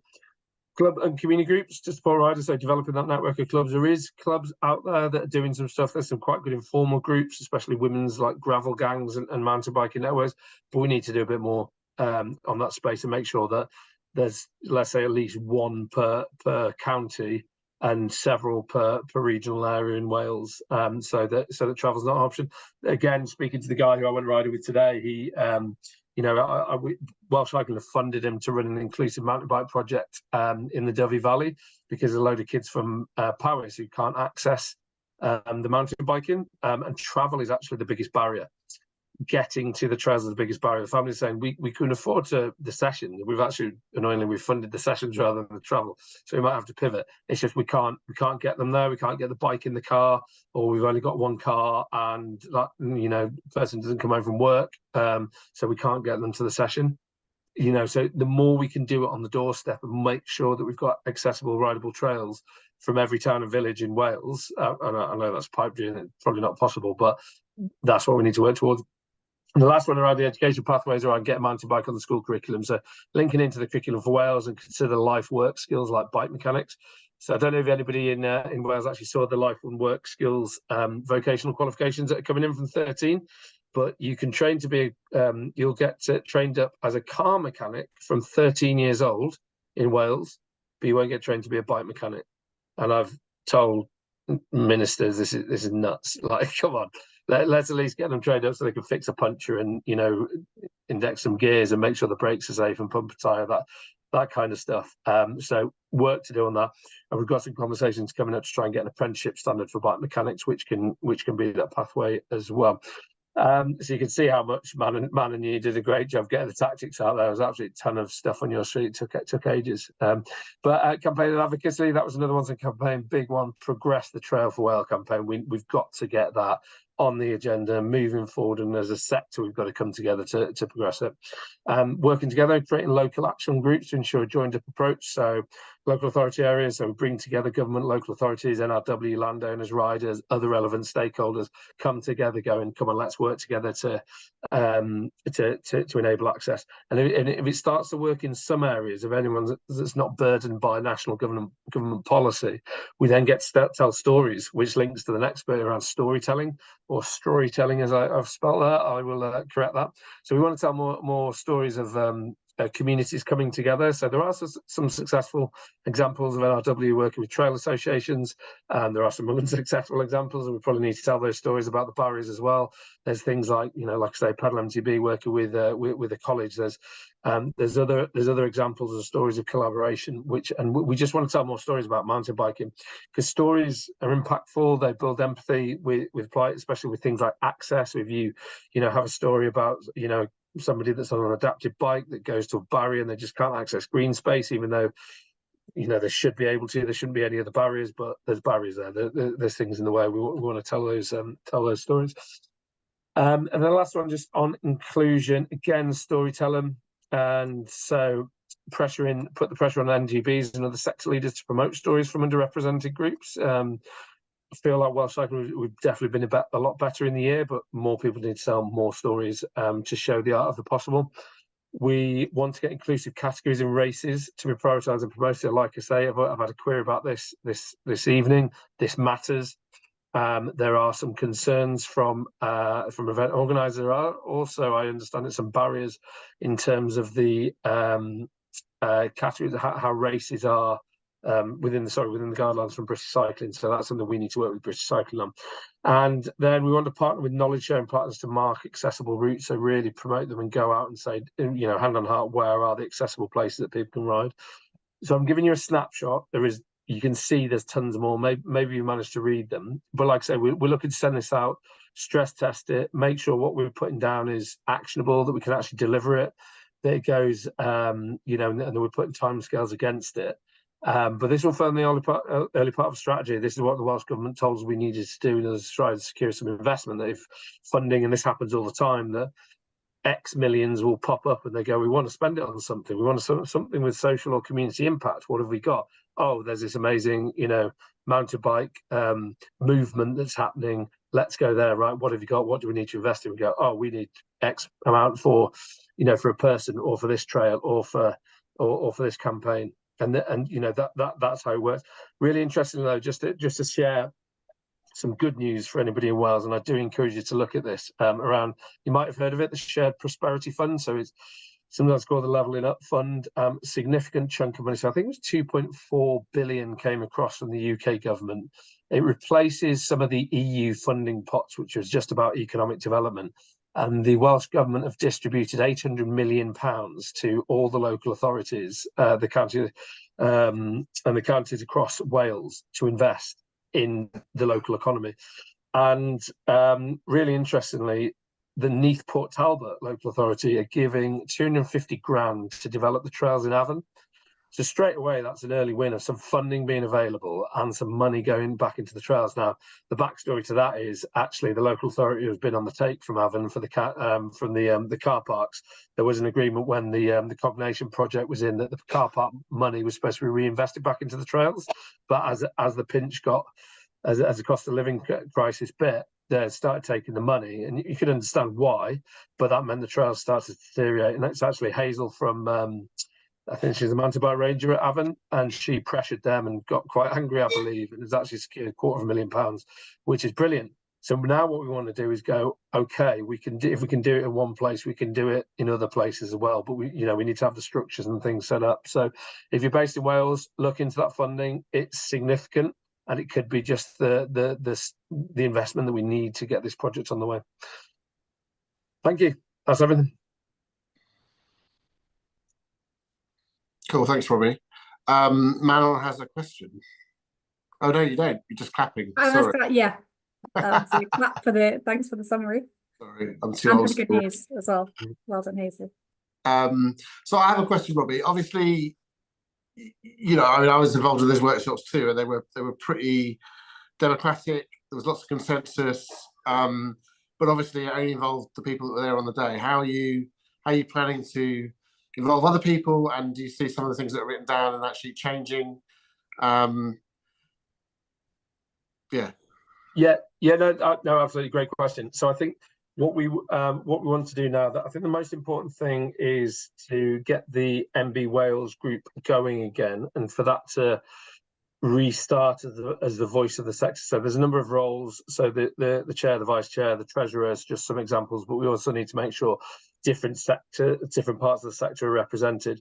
The intention then is to formalise the strategy or make it as as good as we possibly can, and then to bring together leaders from the different organisations like they did in Scotland. So Ian, if you look at how Dimbin started, it wasn't a grassroots movement from the start, or it was to a certain extent because there was that local demand, but it was actually major government organisations coming together going, oh, this is really important to tourism, this is important to public health, this is important to community cohesion, this is, it's important to a lot of different people.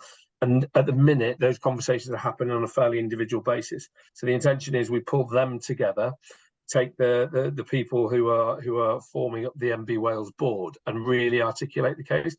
Now, we might need to do a bit of work kind of on the research element and things beforehand, but so that's the intention, that we start to, once we've got something to go to them with, that we go and try to start to make a little bit of noise about it. On the other side of it, about the wider sector, so kind of like riders and a wider pool of people, I was mindful this event, it took place on a Friday. That didn't work with everybody with their jobs. We want to start to have some more gatherings, but on a more regional basis.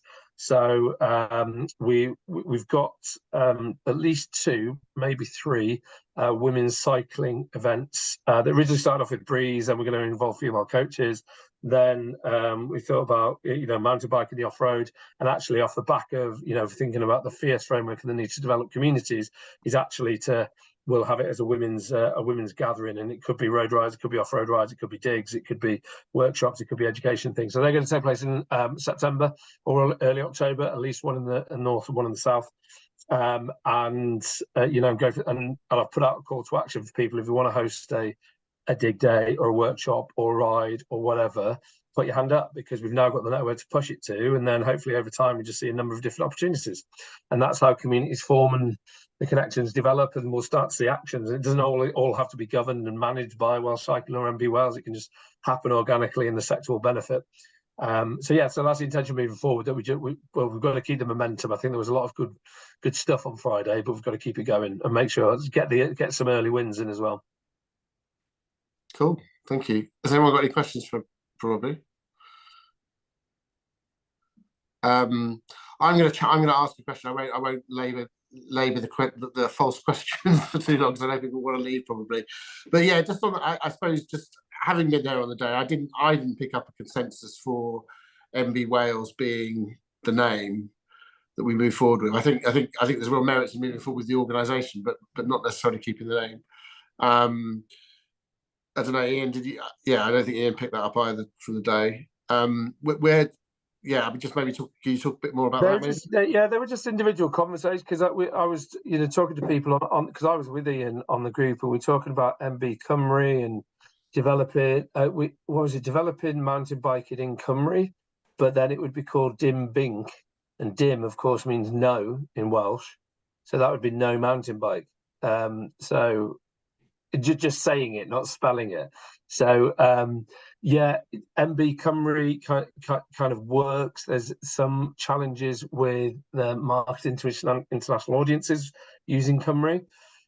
So it wasn't necessarily that there was huge consensus, because I don't think we had a vote. I think it'd be really interesting to, when the group is reformed, to explore that and potentially go for a vote to the sector to go, what is the best name to move forward with? Because I think MB Wales works. There's obviously conflict of interest, because there's also an MTB Wales brand, and the overlap there. I think moving away from MB Wales could be helpful in terms of, if we want to change it from just being a tourism and bike park focus towards a grassroots movement that has these dig days and kind of similar to dim bins and has a campaign and advocacy arm, that having a new name would be helpful. I just think where we are with funding at the minute, we've just got to consider rebrands are expensive. You've had it's your background, right, Rod?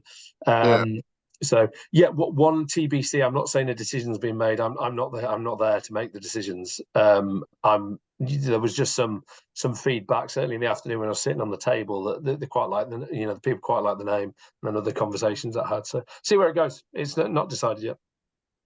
Okay, cool. Right, has anyone got any questions? Otherwise, I'll bring it to a close. No. Okay, cool. Robbie and I have previously talked about using the Trail Hub to continue the Developer Mountain Biking Wales conversation, which we will look at doing, not straight away, but we'll work out how we structure that and make that work properly, and who we invite to that, you know, how we get a wider audience onto that, onto the platform for that discussion. So expect that at some point in the future, but not straight away. And yeah, thank you very much for joining. It's been a really productive call. Have a good rest of the month, and see you on the next month's call. Thanks very much, guys.